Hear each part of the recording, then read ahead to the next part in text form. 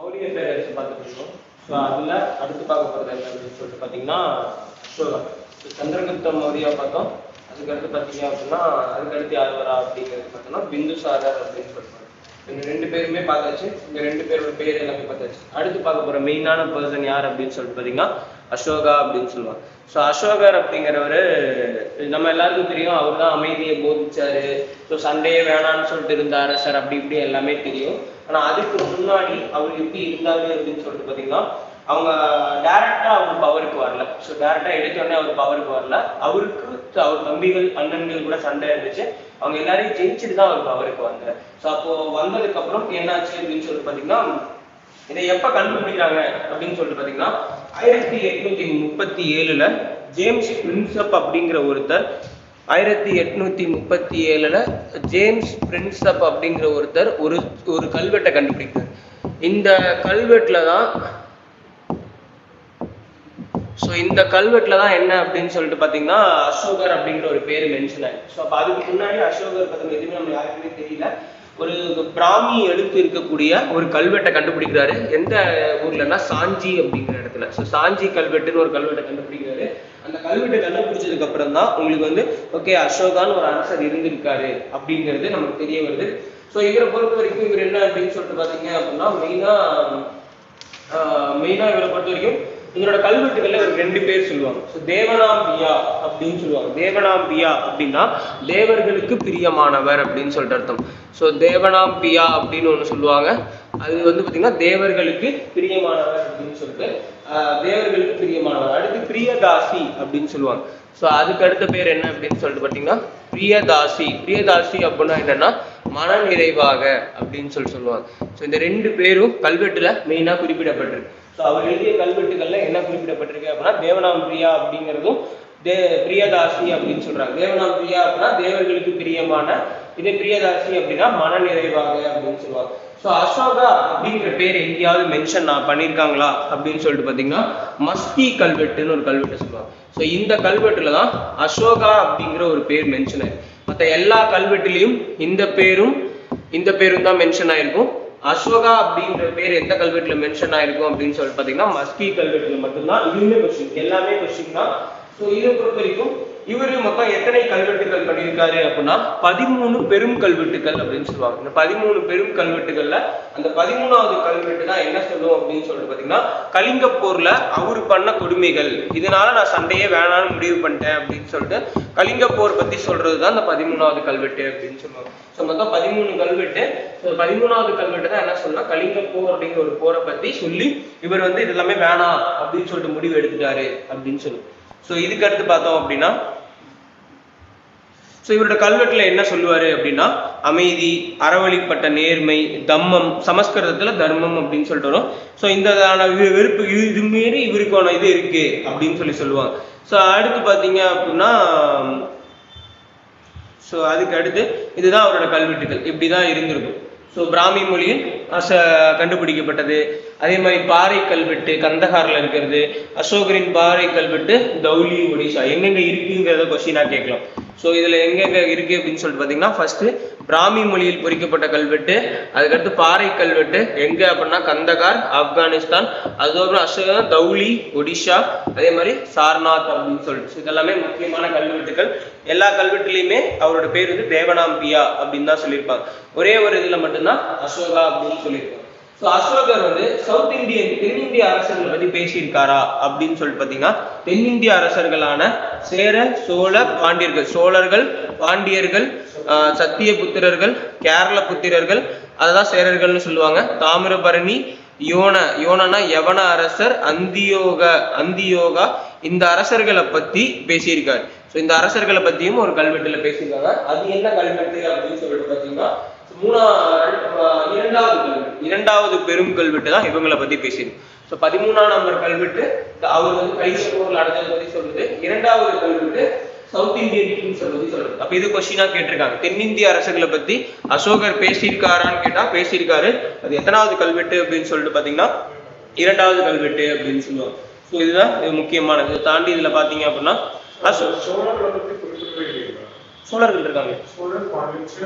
சேரர்கள் தான் கேரள புத்திரர்கள் சொல்லியிருக்காங்க. சேரர்கள் கேரளபுத்திராஸ் அடுத்து மூன்றாவது பௌத்த சங்கம். ஸோ அவரோட டைம் லைன்ல நடந்தது மூன்றாவது பௌத்த சங்கம் அப்படிங்கிறது ரொம்ப ரொம்ப முக்கியம். ஸோ அப்ப நம்ம மொதல் 2 பௌத்த சங்கம் பார்த்தோம். மொதல் பௌத்த சங்கம் யார் நடத்திருப்பா? அஜாத சத்ரு அப்படிங்கிறவர் நடத்திருப்பார். ஸோ பிந்துசாரர் காலத்துல அவர் டைம்ல சேர்ந்ததா அஜாத சத்ரு ராஜ்கிர்ல நடத்திருப்பாரு முதல் பௌத்த சங்கம்.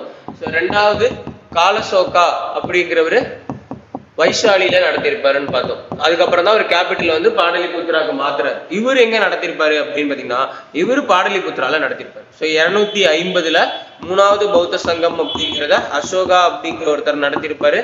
எங்க அப்படி நடத்திருப்பாருன்னா பாடலிபுத்திரம், அதாவது பாட்னா அப்படிங்கிற இடத்துல நடத்திருப்பாரு. ஸோ இதுல வந்து என்ன பண்ணுவாங்க, புத்த மாநாடு அப்படிங்கிறத எதுக்காக அப்படின்னா அந்த புத்த மதத்தோட கொள்கைகளை பரப்புறதுக்காக தான் புத்த மாநாடு அப்படின்னே சொல்லுவாங்க. ஸோ இதுல என்ன சொல்லுவாங்க அப்படின்னு சொல்லிட்டு பாத்தீங்கன்னா இவரு பையனான மகேந்திரன் மற்றும் இவர் பொண்ணான சங்கமித்ராவை ஸ்ரீலங்காவுக்கு அனுப்பி புத்த மதத்தை பரப்புங்க அப்படின்னு சொல்லுவார். ஸோ ஸ்ரீலங்காவுக்கு அனுப்பி புத்த மதத்தை பரப்புங்கன்னு சொல்லிட்டு யாரை அனுப்புறாருன்னு கொஸ்டினா கேட்கலாம். அவர் பையனான மகேந்திரன் அதே மாதிரி பொண்ணான சங்கமித்ரா இவங்க 2 பேருமே அனுப்பியிருப்பாரு. இவரோட காலம் வந்து 232 வரைக்கும் இருந்துச்சு.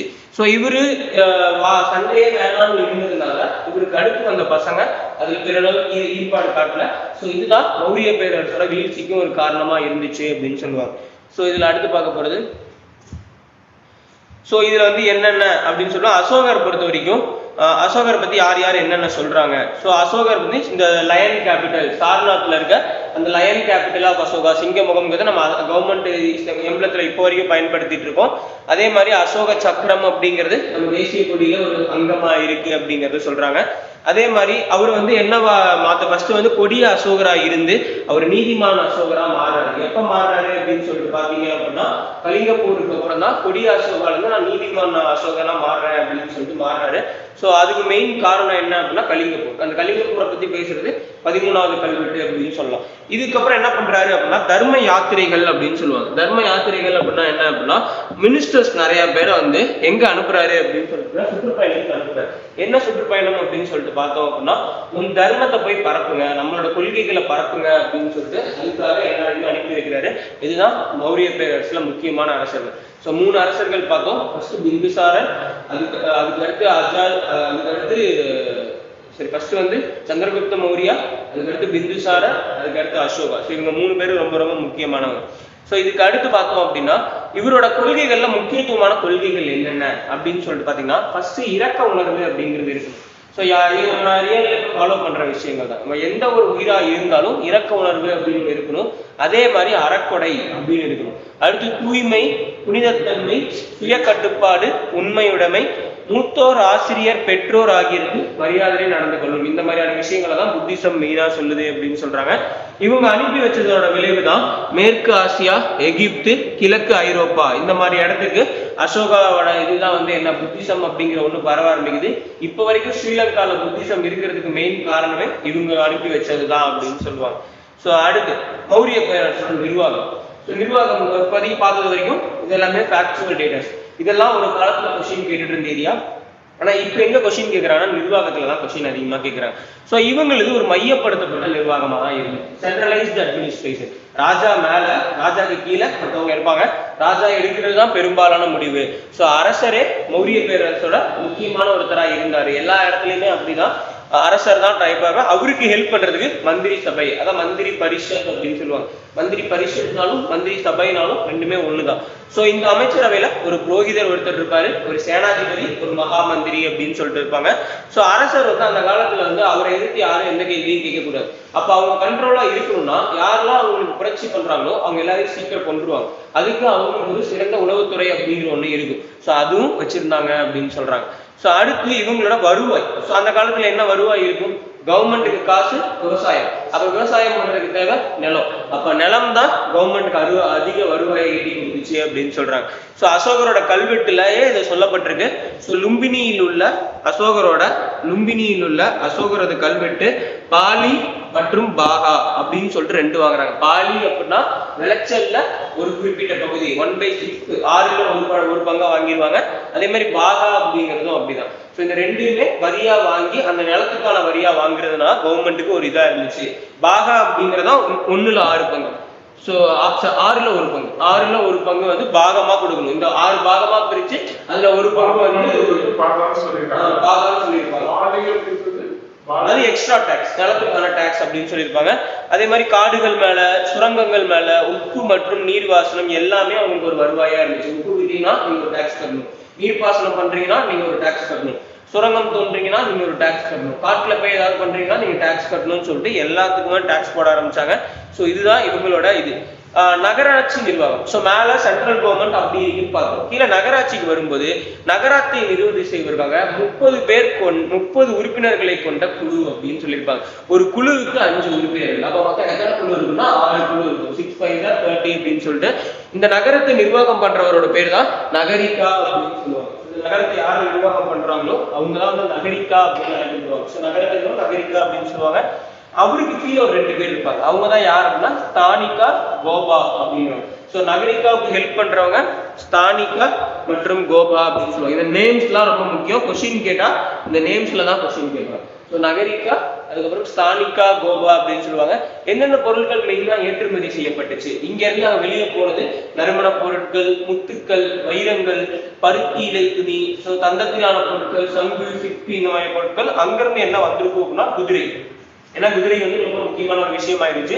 அடுத்து தங்கம் அங்கிருந்து வந்திருக்கும். கண்ணாடி பொருட்கள்லாம் சீனால இருந்து வந்திருக்கும். மெயினா மெல்லிய நூலான கைத்தறி லினன் கிளாத் அப்படிங்கிறதும் அங்க இருந்து சீனால இருந்து வந்திருக்கும் அப்படின்னு சொல்லுவாங்க. ஸோ இதுதான் வந்து இவங்களோட நகர நிர்வாகம். ஓகே, அப்ப நீதி அப்படிங்கிறது எப்படி இருந்துச்சு அப்படின்னு சொல்லிட்டோம்னா, நீதி யார் வந்து எல்லாமே நீதி கொடுத்தா அப்படின்னா அரசர் தான் நீதி கொடுப்பாரு. ஜட்ஜின்னு ஒரு கான்செப்ட் கிடையவே கிடையாது. அரசர் தான் நீதி கொடுத்துருப்பாரு. அவர் தான் மேல்முறையீடு செய்வதிலே அந்த டாப் மோஸ்ட்ல இருப்பாரு. So highest court of appeal யாருன்னா எந்த பிரச்சனைனாலும் உங்க ஊருக்குள்ள இருக்க சின்ன கிராம தலைவர்கள் நீதி சொல்லுவாரு. அவரை மீறி நீங்க எடுத்துட்டு போறீங்க அப்படின்னா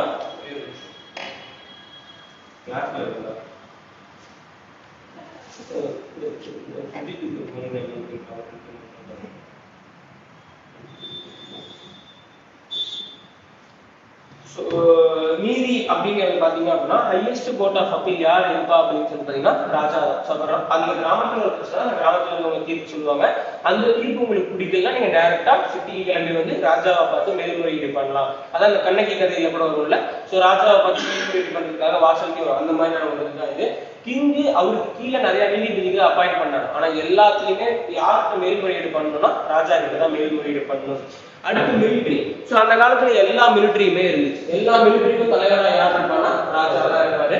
ஸோ என்னென்ன மிலிட்டரி இருந்துச்சு அப்படின்னு சொல்லிட்டு பாத்தீங்கன்னா நேவி, ஆர்மரி அப்படின்னா சண்டை போடுறது, இன்ஃபேண்ட்ரி அப்படின்னா காலாட்படை, தரைப்படை, இந்த மாதிரியான விஷயங்கள். ஸோ நேவி, ஆர்மரினா ஆயுதம், இன்ஃபேண்ட்ரி அப்படின்னா காலாட்படை, கேவல்ரி அப்படின்னா குதிரைப்படை, அதுக்கு அடுத்து தேர்ப்படை, அப்புறம் யானைகள் அப்படின்னு சொல்லிட்டு யானைப்படை அப்படின்னு சொல்லிட்டு.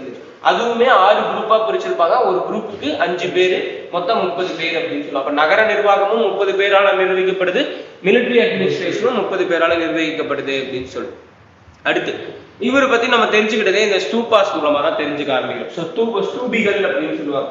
ஸோ ஸ்தூபிகள் அப்படிங்கிறது என்ன அப்படின்னு சொல்லிட்டு பார்த்தோம் அப்படின்னா, சாஞ்சி பக்கத்துல இந்த ஸ்தூபி தான் சாஞ்சி போபால் கிட்ட இருக்கும். இந்த ஸ்தூபிங்கிறதே வந்து புத்தர் யூஸ் பண்ணிட்டு வச்சிருக்க பொருட்கள் இருக்கும்ல, அதான் உள்ள வச்சு சொல்லுவாங்க. அதுதான் ஸ்தூபி அப்படின்னு சொல்லுவாங்க.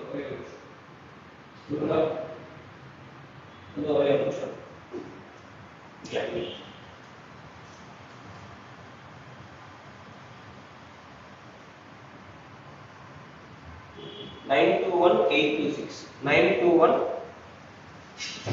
hello 826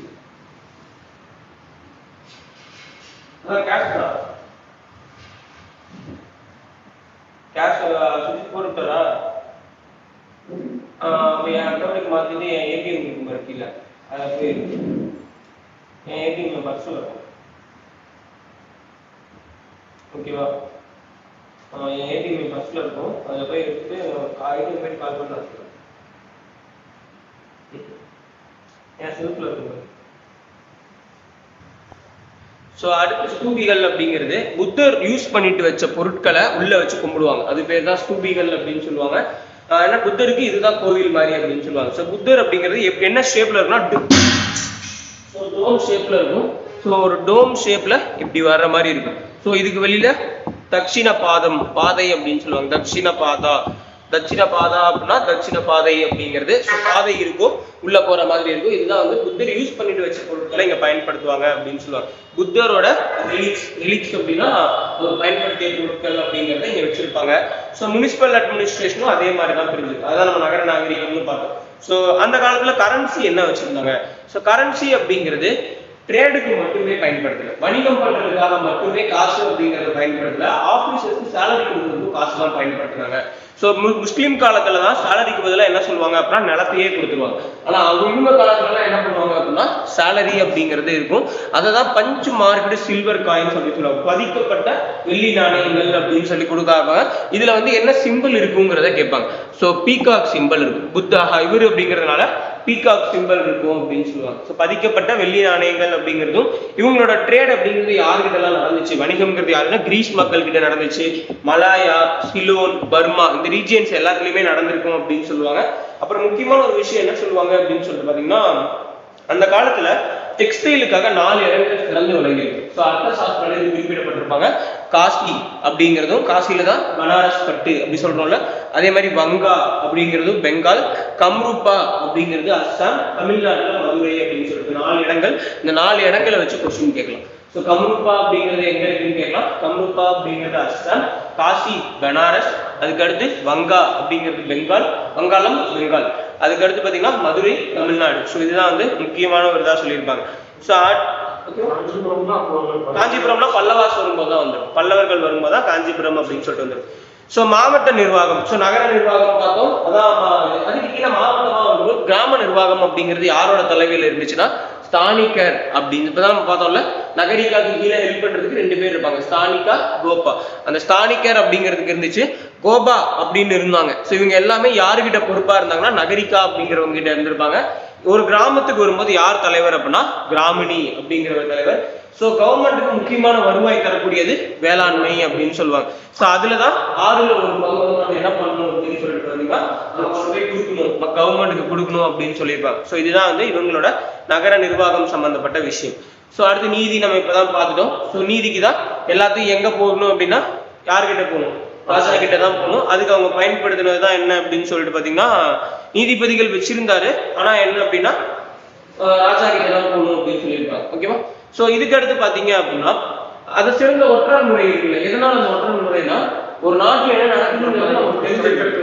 அதுதான் ஒற்றார் முறையை வச்சு பயன்படுத்தியிருப்பாங்க. இதை வந்து என்ன சொல்லியிருப்பாரு அப்படின்னு சொல்லிட்டு பாத்தீங்கன்னா, அவங்களுக்கு கீழே இருக்க அமைச்சர்கள் அவருக்கு ப்ராப்பரான ஆலோசனை தர வேண்டும் அப்படிங்கிறத கல்வெட்டு 6ல சொல்லியிருப்பாரு. ஸோ கல்வெட்டு 6ஆம் நம்பர் கல்வெட்டு என்ன சொல்லியிருப்பாங்க அப்படின்னு சொல்றதுன்னா, அவருக்கு கீழே இருக்கவங்க மெயினா ஒரு கீழே இருக்க எல்லாருமே ஒரு ப்ராப்பரான அந்த டீடைல்ஸை கொடுக்கணும், அப்பதான் ஒரு ராஜா அப்படிங்கிறோம் கரெக்டா ஆட்சி பண்ண முடியும் அப்படின்னு சொல்லியிருப்பாரு. அதே மாதிரி விலங்குகள், மனிதர்கள் போல விலங்குகளுக்கும் ஹாஸ்பிட்டல் கட்டின முதல் அரசர் யார் அப்படின்னு சொல்லிட்டு பாத்தீங்கன்னா அசோகா. ஸோ இது உங்களுக்கு கொஸ்டின் கேட்கலாம். ஸோ வெட்டினரி ஹாஸ்பிட்டல்ஸ் அந்த காலத்திலேயே கட்டியிருக்காங்க அப்படின்னா அது கட்டினது அசோகா அப்படின்னு சொல்லுவாங்க. ஸோ விலங்குகளுக்கும் உயிரினங்களை கொல்லக்கூடாது அப்படிங்கிறத சொல்லியிருப்பாங்க. ஸோ இது வந்து என்ன கல்வெட்டு அப்படின்னு சொல்றதுன்னா இங்க மாத்தி கொடுத்துருக்கு, மேஜர் ராக்கெட்டிங் 2ன்னு கொடுத்துருக்காங்க. ஸோ ஓகே, ஹியூமன் பீயிங்ஸ் மாதிரி அனிமல்ஸ்க்கும் ஹாஸ்பிட்டல் கட்டியிருப்பாங்க அப்படின்னு சொல்லியிருப்பாங்க. ஸோ இவர் மெயினாக ஃபாலோ பண்ணது என்னது அப்படின்னா தம்மம் அப்படிங்கிறது. ஸோ அவங்களோட நாணயம் இப்படிதாங்க இருக்கும். இதான் பதிக்கப்பட்ட அச்சடிக்கப்பட்ட நாணயம் இல்லை பதிக்கப்பட்ட நாணயம்னு சொல்லுவாங்க.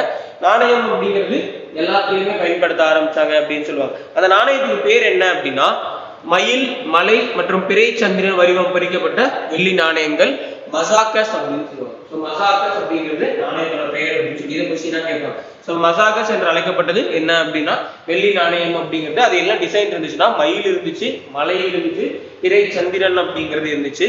ஸோ இதுதான் வந்து அவங்களோட ஒற்றைக்கல் தூண். ஸோ ஒற்றைக்கல்னா ஒரே கல்ல கட்டியிருப்பாங்க. இதுதான் நம்ம பயன்படுத்திட்டு இருக்கோம், அசோக சக்கரம் அப்படின்னு சொல்லிட்டு பயன்படுத்திட்டு இருக்கோம். இது எங்க இருக்குன்னா சாரநாத் இருக்கு. ஸோ சாரநாத் ஒற்றைக்கல் தூண். ஸோ இவர் தான் இந்த மௌரிய பேரரசோட கடைசி அரசன் யார் அப்படிங்கிறது ஒரு வாட்டி கொஸ்டின்ல கேட்டிருக்காங்க. ஸோ பிருகத்ரதா அப்படிங்கிறவர் தான் கடைசி அரசரா இருந்திருக்காரு. ஏன்னா இவருக்கு முன்னாடி வந்த எல்லாருமே என்ன அப்படின்னு சொல்லிட்டு பாத்தீங்கன்னா அப்பா அசோகா சொன்ன வெளியவே ஃபாலோ பண்றதுனால யாருமே போர் அப்படிங்கிறது போகல. ஸோ அப்ப இவங்களோட படைத்தளபதியா இருந்த புஷ்யமித்ர சுங்கா அப்படிங்கிற ஒருத்தரால் கொல்லப்பட்டு அவரு என்ன பண்றாரு அப்படின்னா இறந்துடுறாரு. அதுக்கப்புறம் வர்றதுதான் சுங்க வம்சம் அப்படின்னு சொல்லுவாங்க. ஸோ சுங்க வம்சம் அப்படிங்கிறது ஸோ அந்த காலத்தோட பேர் பார்த்து ராஜகிரம், ராஜ்கிர், அதே மாதிரி பாடலிபுத்திரம், பாட்னா, கலிங்கா அப்படிங்கிறது ஒடிஷா அப்படின்னு சொல்லுவாங்க. ஸோ இதுதான் வந்து இவங்களோட காலத்துல நடந்த முக்கியமான இதுதான் மௌரியன் எம்பையர். இந்த காலத்துல சவுத் இந்தியாவுக்கு அவங்க வந்திருக்க மாட்டாங்க. தென்னிந்தியா அப்படிங்கிறது அவங்களுக்கு அவ்வளவா தெரிஞ்சிருக்காது. மௌரிய பேரரசுங்கிறது எல்லா இடத்துலயுமே இருந்திருக்கு. அசோகரோட கல்வெட்டுக்கள் அப்படிங்கிறது உங்களுக்கு இந்த இடத்துலயுமே கிடைச்சிருக்கு. ஸோ அசோகரோட கல்வெட்டுகள் கந்தகார் அப்படிங்கிறது ஆப்கானிஸ்தான்ல இருக்கு, பாகிஸ்தான் கூட கிடையாது, ஆப்கானிஸ்தான்ல இருக்கு. அங்கேயுமே வந்து உங்களுக்கு கல்வெட்டுகள் கிடைச்சிருக்கு அப்படின்னு சொல்லிட்டு சொல்லுவாங்க.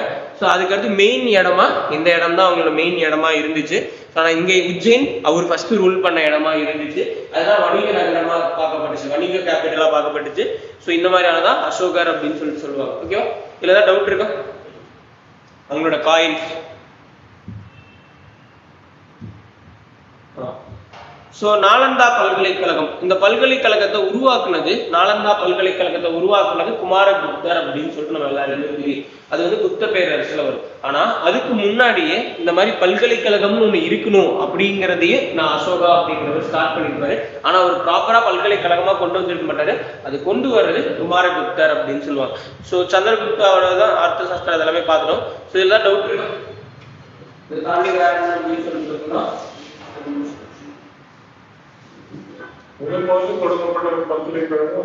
முதல் முதலா தொடங்கப்பட்ட பல்கலைக்கழகம் நாலந்தா பல்கலைக்கழகம். குமாரகுப்தா தான் ஸ்டார்ட் பண்ணிருப்பாரு. இவர் அதுக்கு முன்னாடி அந்த மாதிரியான விஷயங்கள் வச்சிருந்தாங்க அப்படின்னு சொல்றாங்க.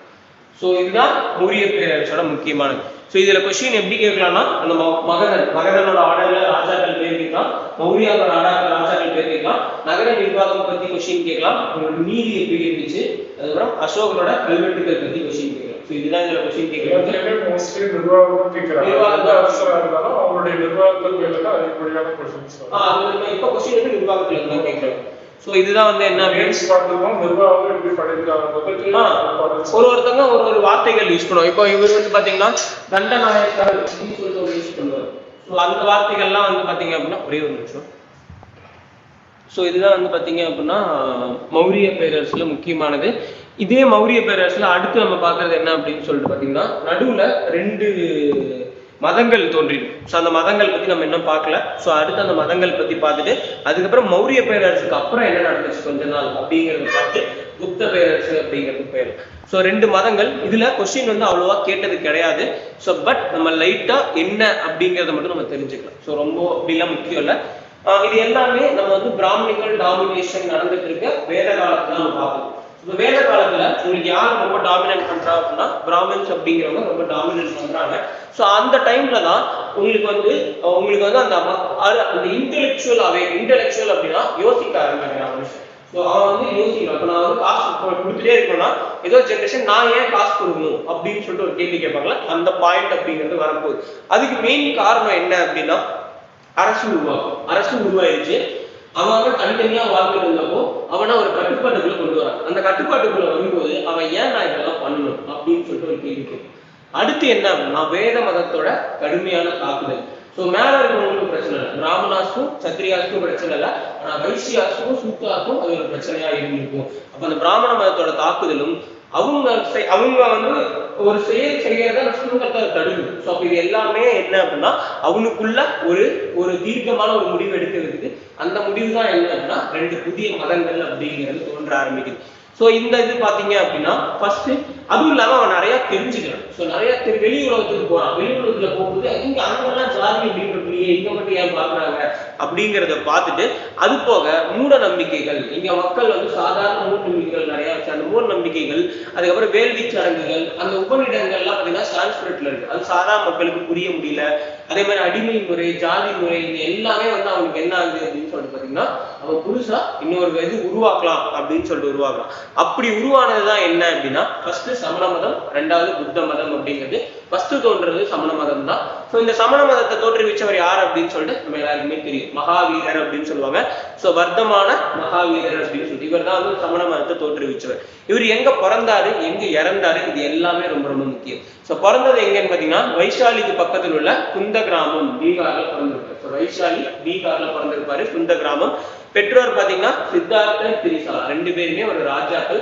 ஸோ ஒரு ராஜாவுக்கு பிறந்த ஒரு ராஜா தான் இருக்கும்.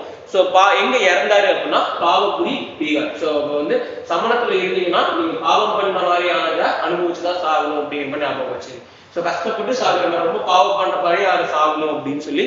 ஸோ இதுக்கு முன்னாடி மொத்தம் இந்த சமண மதம் அப்படிங்கிறது மொத்தம் எத்தனை தீர்த்தங்காரர்களை வச்சிருக்கு அப்படின்னு சொல்லிட்டு 24 தீர்த்தங்காரர்கள் அப்படின்னு சொல்லி. தீர்த்தங்காரர்கள் அப்படின்னா வழிகாட்டிகள் அப்படிங்கிற மாதிரி. அப்ப இவருக்கு முன்னாடி 23 பேர் ஒரு சில ஐடியாலஜிஸ் சொல்லியிருப்பாங்க. அந்த ஐடியாலஜிஸ் எல்லாத்தையும் ஃபாலோ பண்ணிட்டு இவர் 24வது ஆளா முக்தி அடைஞ்சிருக்காரு. அதனாலதான் இவர் கடவுளா பார்க்கப்படுறாரு. ஸோ 23 பேர்ல என்ன கொஸ்டின் கேட்கலாம் அப்படின்னு சொல்லிட்டு பாத்தீங்கன்னா, கடைசி தீர்த்தங்காரர் யார் அப்படின்னு சொல்லிட்டு கேட்டா கடைசி தீர்த்தங்காரர் தான் மகாவீரர் அப்படின்னு சொல்லுவாங்க. அப்ப முதலாவது தீர்த்தங்காரர் யார் அப்படின்னு சொல்லிட்டு பாத்தீங்கன்னா ரிஷபநாத் அப்படின்னு சொல்லுவாங்க. சோ ரிஷபநாத் அப்படின்றவர் முதலாவது தீர்த்தங்காரரா இருக்கு. சோ கடைசி தீர்த்தங்காரர் அப்படிங்கிறதும்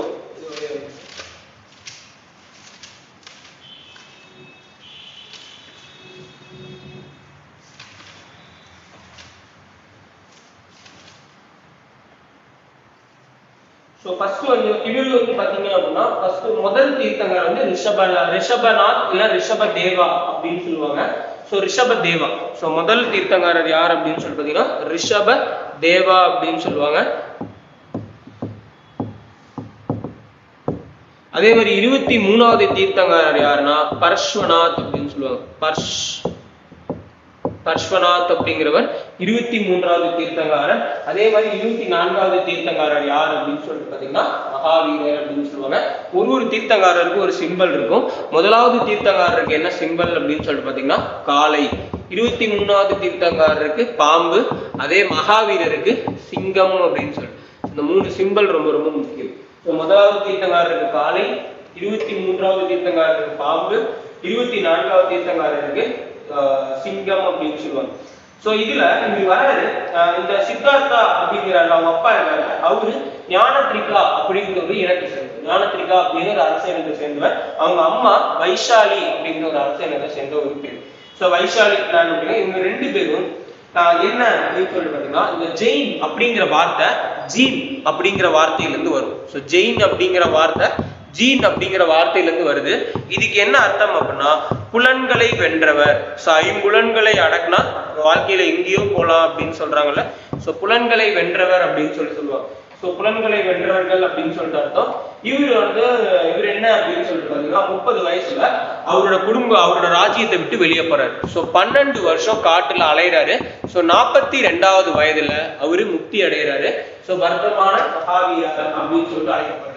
ஸோ அவர் முக்தி அடைகிறதுக்கு பேர் தான் என்ன அப்படின்னு சொல்லிட்டு பாத்தீங்கன்னா கைவால்யா அப்படின்னு சொல்லுவாங்க. ஸோ கைவால்யா அப்படின்னு சொல்றது எந்த நதிக்கரையில முக்தி அடைஞ்சாரு அப்படின்னு சொல்லிட்டு கேட்பாங்க. ரிஜபாலிகா அப்படிங்கிற நதிக்கரையில முக்தி அடைஞ்சிருப்பாரு.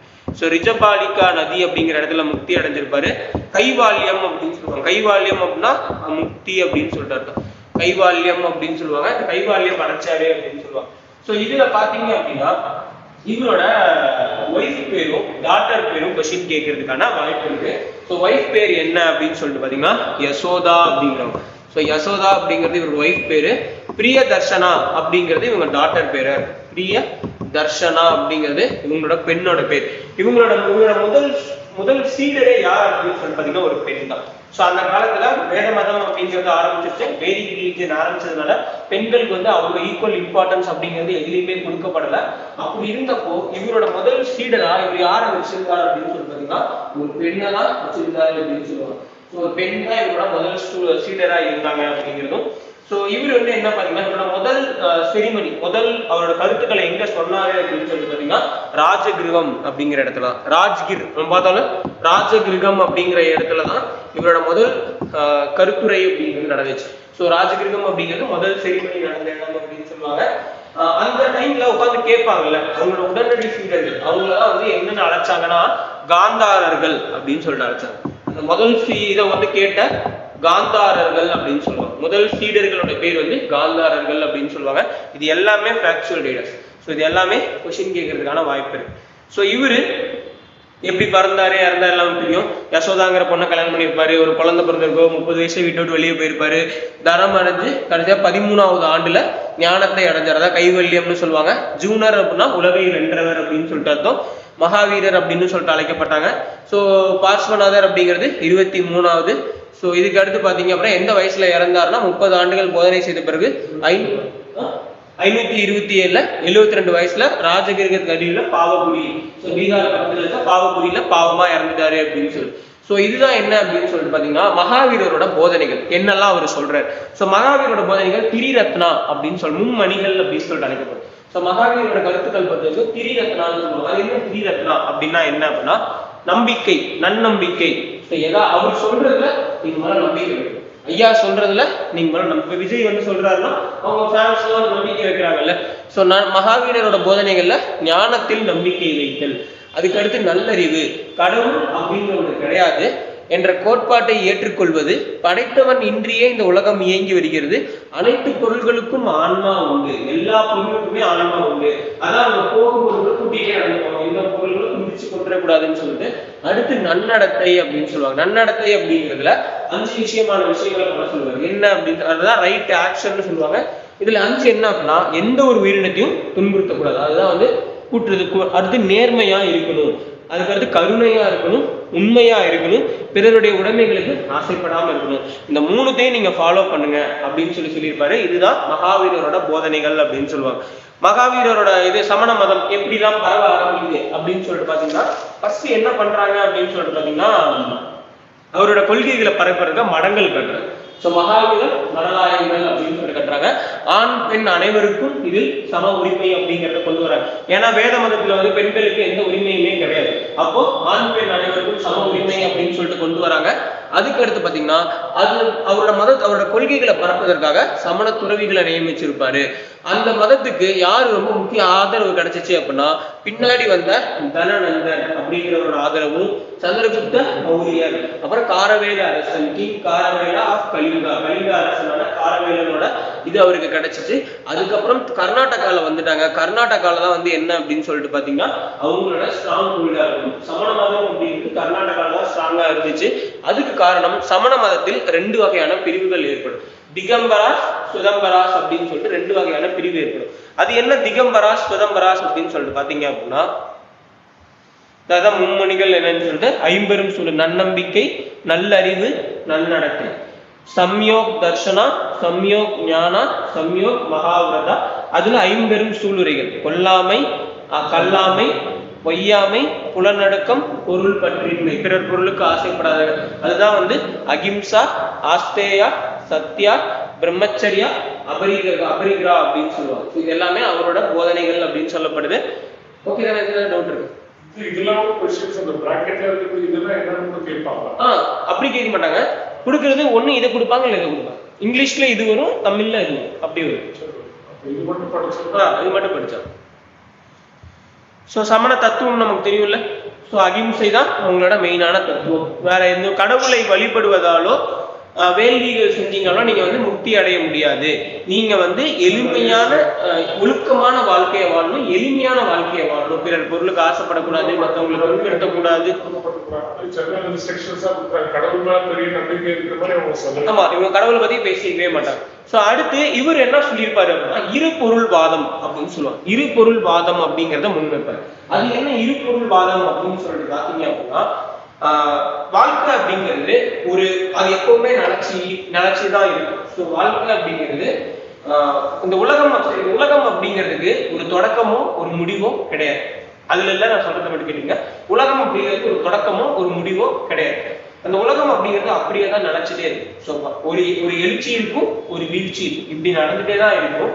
இதுல நம்ம இருபொருள் வாதம்னு ஒரு கான்செப்ட் சொல்றோம். அது என்ன அப்படின்னு சொல்லிட்டோம்னா இந்த உலகம் அப்படிங்கிறது ஆன்மாவால் ஆனது. ஸோ ஜீவானா ஆன்மா அப்படின்னு சொல்லுவாங்க. இந்த ஆன்மா அப்படிங்கிறது அஜீவம் அப்படின்னு சொல்லுவாங்க. இதுக்கு மேல ஒண்ணு இருக்கு, அது வந்து அஜீவம் அப்படின்னு சொல்லுவாங்க. ஸோ இது அதை அடையணும் அப்படிங்கிறதா இந்த உலகத்தோட நோக்கம். அப்ப நம்ம சாதா வாழ்க்கையை வாழ்ந்தா நம்ம அதை போய் அடைய முடியாது. நம்ம இந்த சொன்ன கருத்துக்களெல்லாம் நீங்க ஃபாலோ பண்ணீங்கன்னா இங்க இருந்து நீங்க எப்படி அதை போய் அடையலாம் அப்படிங்கிறதா மெயினா சொல்லியிருப்பாங்க. அப்ப இருபொருள் வாதத்தை சொல்றது வந்து என்ன அப்படின்னு சொல்றீங்கன்னா ஜீவா அஜீவா இந்த ரெண்டும் ஒண்ணு சேர்ந்தாதான் இந்த வாழ்க்கையிலிருந்து நமக்கு ஒரு முற்று கிடைச்சு நம்ம வெளியே போயிருவோம். இந்த வாழ்க்கை அப்படிங்கிற வட்டத்துக்குள்ள நம்ம மாட்டிட்டே இருக்க மாட்டோம். இல்ல அப்படின்னா 7 பிறப்புகள் 8 பிறப்புகள் சொல்றோம், அந்த மாதிரியான கான்செப்ட்ல திருப்பி திருப்பி பிறந்துட்டே இருக்கும். இதுல இருந்து நீங்க வெளியே போகணும்னா இந்த ரெண்டுத்துல இருந்து ஒன்னா சேர்ந்த ஆட்டோமேட்டிக்கா இந்த இறப்பு பிறப்புல இருந்து உங்களுக்கு ஒரு விடுதலை கிடைச்சிரும் அப்படிங்கறத சொல்றதுதான் இது. ஸோ இதுதான் ஜெயினிசத்துல முக்கியமான ஒரு. ஓகேவா? அப்படி நீங்க இந்த கர்ம வினைகள் நீங்க வெளியே போகணும் அப்படின்னா நீங்க சிவியரான அந்த அவர் சொன்ன அந்த 5 கருத்துக்களும் அதுக்கு முன்னாடி சொன்ன 3 நடத்தைகளையும் அவர் ஃபாலோ பண்ணணும் அப்படின்னு சொல்லிப்பாரு. இதெல்லாம் ஃபாலோ பண்ணீங்க அப்படின்னா ஆட்டோமேட்டிக்கா உங்களுக்கு நல்லது நடக்கும் அப்படிங்கிறதே அவர் மென்ஷன் பண்ணியிருப்பாரு. ஸோ இதெல்லாம் டவுட் சார்.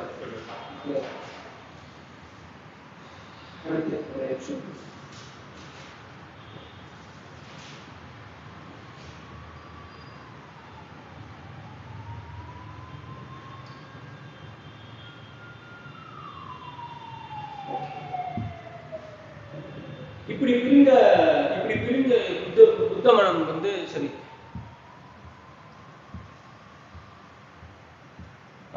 இப்படி இருந்த சமண மதம் 2ஆ பிரியுது. அதுதான் என்ன அப்படின்னா திகம்பரர் சுதம்பரர் அப்படின்னு சொல்லுவாங்க. இது என்ன திகம்பரர் அப்படின்னா திக் கூட்டல் அம்பரர் திகம்பரர். திக் அப்படின்னா திசை, அம்பரம் என்றால் ஆடை. திசைகளையே ஆடைகளாக அணிபவர்கள் அப்படின்னா ஆடையே கூடாது, திசைதான் அவங்களுக்கு ஆடை. அப்ப அவங்க மேல ஆடையே போட மாட்டாங்க. நார்மலா நீங்க மேப்ல பாத்தீங்க அப்படின்னா எல்லாமே எந்த ரீஜியன்ல இருப்பாங்க அப்படின்னா இந்த பெங்கால் இந்த ரீஜியன்லாம் சுத்தி இருப்பாங்க. பெங்கால், பீகார், பாட்னா இந்த ரீஜியன்ல தான் இருப்பாங்க. இங்க கடுமையான பஞ்சம் ஏற்படும். இந்த பஞ்சத்தினால ஒரு குரூப் என்ன பண்ணுவாங்கன்னா உயிர் பிழைக்கிறதுக்காக இங்கேயே கீழே வந்துடலாம் அப்படின்னு சொல்லி கீழே கர்நாடகாவை நோக்கி வர ஆரம்பிப்பாங்க. இங்கே முதல்ல வந்து இவங்களை பொறுத்த வரைக்கும் முதல்ல என்ன பண்ணக்கூடாது அப்படின்னா ட்ரெஸ் போடவே கூடாது. ஸோ ஆடை அப்படிங்கிறது உங்களுக்கு கிடையவே கிடையாது. ஸோ இதுதான் ஒரிஜினல் சமணர்களோட கான்செப்ட். ஆடை இருக்கக்கூடாது. நீங்க பிராக்டிஸ் பண்ணி நீங்க ஞானத்தை அடையணும். யாரும் உங்களுக்கு சொல்லி தர மாட்டாங்க, நீங்களா கஷ்டப்பட்டு தான் நீங்க இதாகணும் அப்படின்னு சொல்லியிருப்பாங்க. இப்படி கர்நாடகாவுக்கு வந்தப்போ இங்க ஒரு குரூப் வந்து செட்டில் ஆகுது. ஒரு சில குரூப் இங்கேயே திருப்பி செட்டில் ஆயிடுறாங்க. இவங்க இங்க வந்தவங்க ஒரிஜினல் ஐடியாவோட இருக்காங்க, ட்ரெஸ் போடக்கூடாதுங்கிற ஒரிஜினல் ஐடியாவோட இருக்காங்க. இந்த இடத்துல இருந்தவங்க காலத்துக்கு ஏற்ற மாறி ட்ரெஸ் போட்டுக்கலாம் அப்படிங்கிற ஒரு கான்செப்ட் எடுத்துட்டு வராங்க. கையில ஒரு திருவோடு வச்சுக்கிட்டு அந்த பிச்சை எடுக்கிற அந்த கெட்டப்புக்கான ஒரு இதை கொண்டு வராங்க. ஸோ அப்போ ஒரிஜினலா இங்க இருக்கவங்க ட்ரெஸ் போட்டுக்கிறாங்க. இதுக்கு பேர் தான் சுதம்பரர்கள் அப்படின்னு சொல்லுவாங்க. கீழே வரவங்க பேரு திகம்பரர்கள் அப்படின்னு சொல்லுவாங்க. ஸோ அந்த திகம்பரத்தை கொண்டுட்டு வரதா யார் அப்படின்னு சொல்லிட்டு பாத்தீங்கன்னா பத்ரபாகு அப்படின்னு சொல்லப்படுறாங்க. ஸோ பத்ரபாகுங்கிறவரை ஆல்ரெடி பார்த்தோம். சந்திரகுப்த மௌரியா அப்படிங்கிற ஒருத்தர் சல்லேகனம் அப்படிங்கிற ஒண்ணு அடைஞ்சு அவர் இறப்பாரு. ராஜ்யபாலத்தை விட்டுட்டு வந்து பத்ரபாகுவோட சேர்ந்து கர்நாடகால ஸ்ரவண பலகோலாக்கு வந்து சல்லேகனம் அப்படிங்கிறத ஃபாலோ பண்ணுவாரு. அந்த பத்ரபாகு தான் இங்க கீழே வருவார். ஸோ கீழே வரும்போது ட்ரெஸ்ஸே இல்லாம தெரிஞ்சுட்டு இருப்பாங்க. அப்ப அவரு சந்திரகுப்த மௌரியரை கூட்டிட்டு வந்து என்ன பண்ணுவாரு அப்படின்னு சொல்லிட்டு பாத்தீங்கன்னா அவரையும் முக்தி அடைய வைப்பாரு.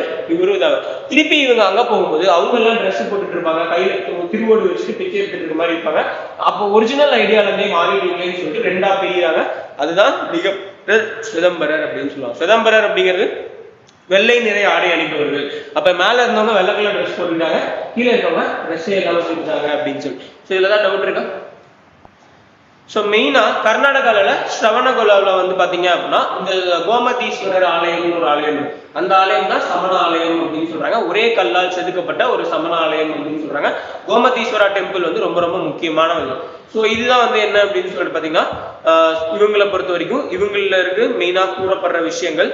ஸோ இதுல ஒரே ஒரு நிமிஷம் திகம்பராஸ் சுதம்பராஸ் பார்த்துட்டோமா? ஓகே, இதுதான் திகம்பராஸ் சுதம்பராஸ். திகம்பரர்கள் அப்படிங்கிறவங்க ஒரிஜினல் ஐடியாவை ஃபாலோ பண்றவங்க. எந்த ட்ரெஸ்ஸும் போட மாட்டாங்க, கையில எந்த பொருளும் வச்சுக்க மாட்டாங்க. திகம்பராஸை பொறுத்த வரைக்கும் ஒரு பெண்ணால் ஞானம் அடைய முடியாது, ஒரு பெண்ணால் நிர்வாணம் அப்படிங்கிறது அடைய முடியாது. அப்போ அங்க என்ன சொல்லுவாங்க அப்படின்னா சுதம்பராஸ் அப்படிங்கிறவங்க ட்ரெஸ் போட்டுப்பாங்க. கையில வந்து ராஜஹரணா அப்படின்னு சொல்லுவாங்கன்னா ஒரு தொடக்கம் வித்து ஒரு ட்ரெஸ், வெள்ளை ட்ரெஸ் போட்டு கையில ஒரு தொடக்கம் வச்சு தள்ளிட்டே போவாங்க. ஒரு திருவோடு மாதிரி வச்சிருப்பாங்க. அவங்க என்ன நம்புவாங்க அப்படின்னு சொல்லிட்டு பாத்தீங்கன்னா ஒரு பெண்ணாலும் ஆணுக்கு ஈக்குவலா ஞானம் அடைய முடியும் அப்படின்னு சொல்லிட்டு நம்புவாங்க. இதுதான் 2த்துக்கு வித்தியாசம். இதுதான் டவுட் இருக்கா?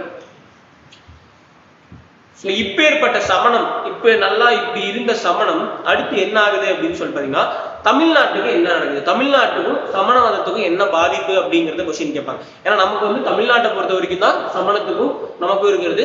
தமிழ்நாட்டுல 3ஆம் நூற்றாண்டுல தான் சமணம் அப்படிங்கிறது தமிழ்நாட்டுக்கு வருது.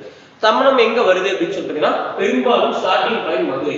ஸோ மதுரையில சில குன்றுகள்ல சமண துறவிகள் வந்து படுக்கிறதுக்குன்னு சொல்லிட்டு சமண குன்றுகள் அப்படின்னு சொல்லிட்டு படுக்கு இந்த சமண படுக்கை சமண குன்றுகள் அப்படின்னு சொல்லிட்டு ஒரு சிலது கட்டுறாங்க. ஸோ அப்ப மதுரை தான் ரொம்ப ரொம்ப முக்கியம். மெயினா அந்த கோப்பெருஞ்சோழன் அப்படின்னு சொல்லிட்டு ஒருத்தர் கோப்பெருஞ்சோழன் அப்படின்னு சொல்லிட்டு ஒரு சோழ அரசன் உண்ணா நோன்பிலிருந்து வடக்கிருந்து உயிரை விட்டுருப்பா அப்படின்னு சொல்லுவாங்க. அந்த உண்ணா நோன்பிலிருந்து வடக்கிருந்து உயிரை விடுறது அப்படின்றது யாரோட இதுதான் சல்லேகணம் அப்படின்னு சொல்லுவாங்க. அதெல்லாம் யாரு ஃபாலோ பண்ணிருப்பா சந்திரகுப்த மௌரியா அப்படிங்கிற ஒருத்தர் ஃபாலோ பண்ணிருப்பாரு. அதனால என்ன சொல்றாங்கன்னா இவங்க சமணத்தோட ஒத்தி இருக்கு அப்படிங்கறத நமக்கு தெரிஞ்சுக்கலாம். அதுக்கப்புறம் அந்த காலத்தில் எழுதப்பட்ட நாலடியார், பழமொழி 400, சீவக சிந்தாமணி, யாப்பெருங்கலக்காரிகை, நீலகேசி இது எல்லாமே சமண நூல்கள் அப்படின்னு சொல்லுவாங்க. ஸோ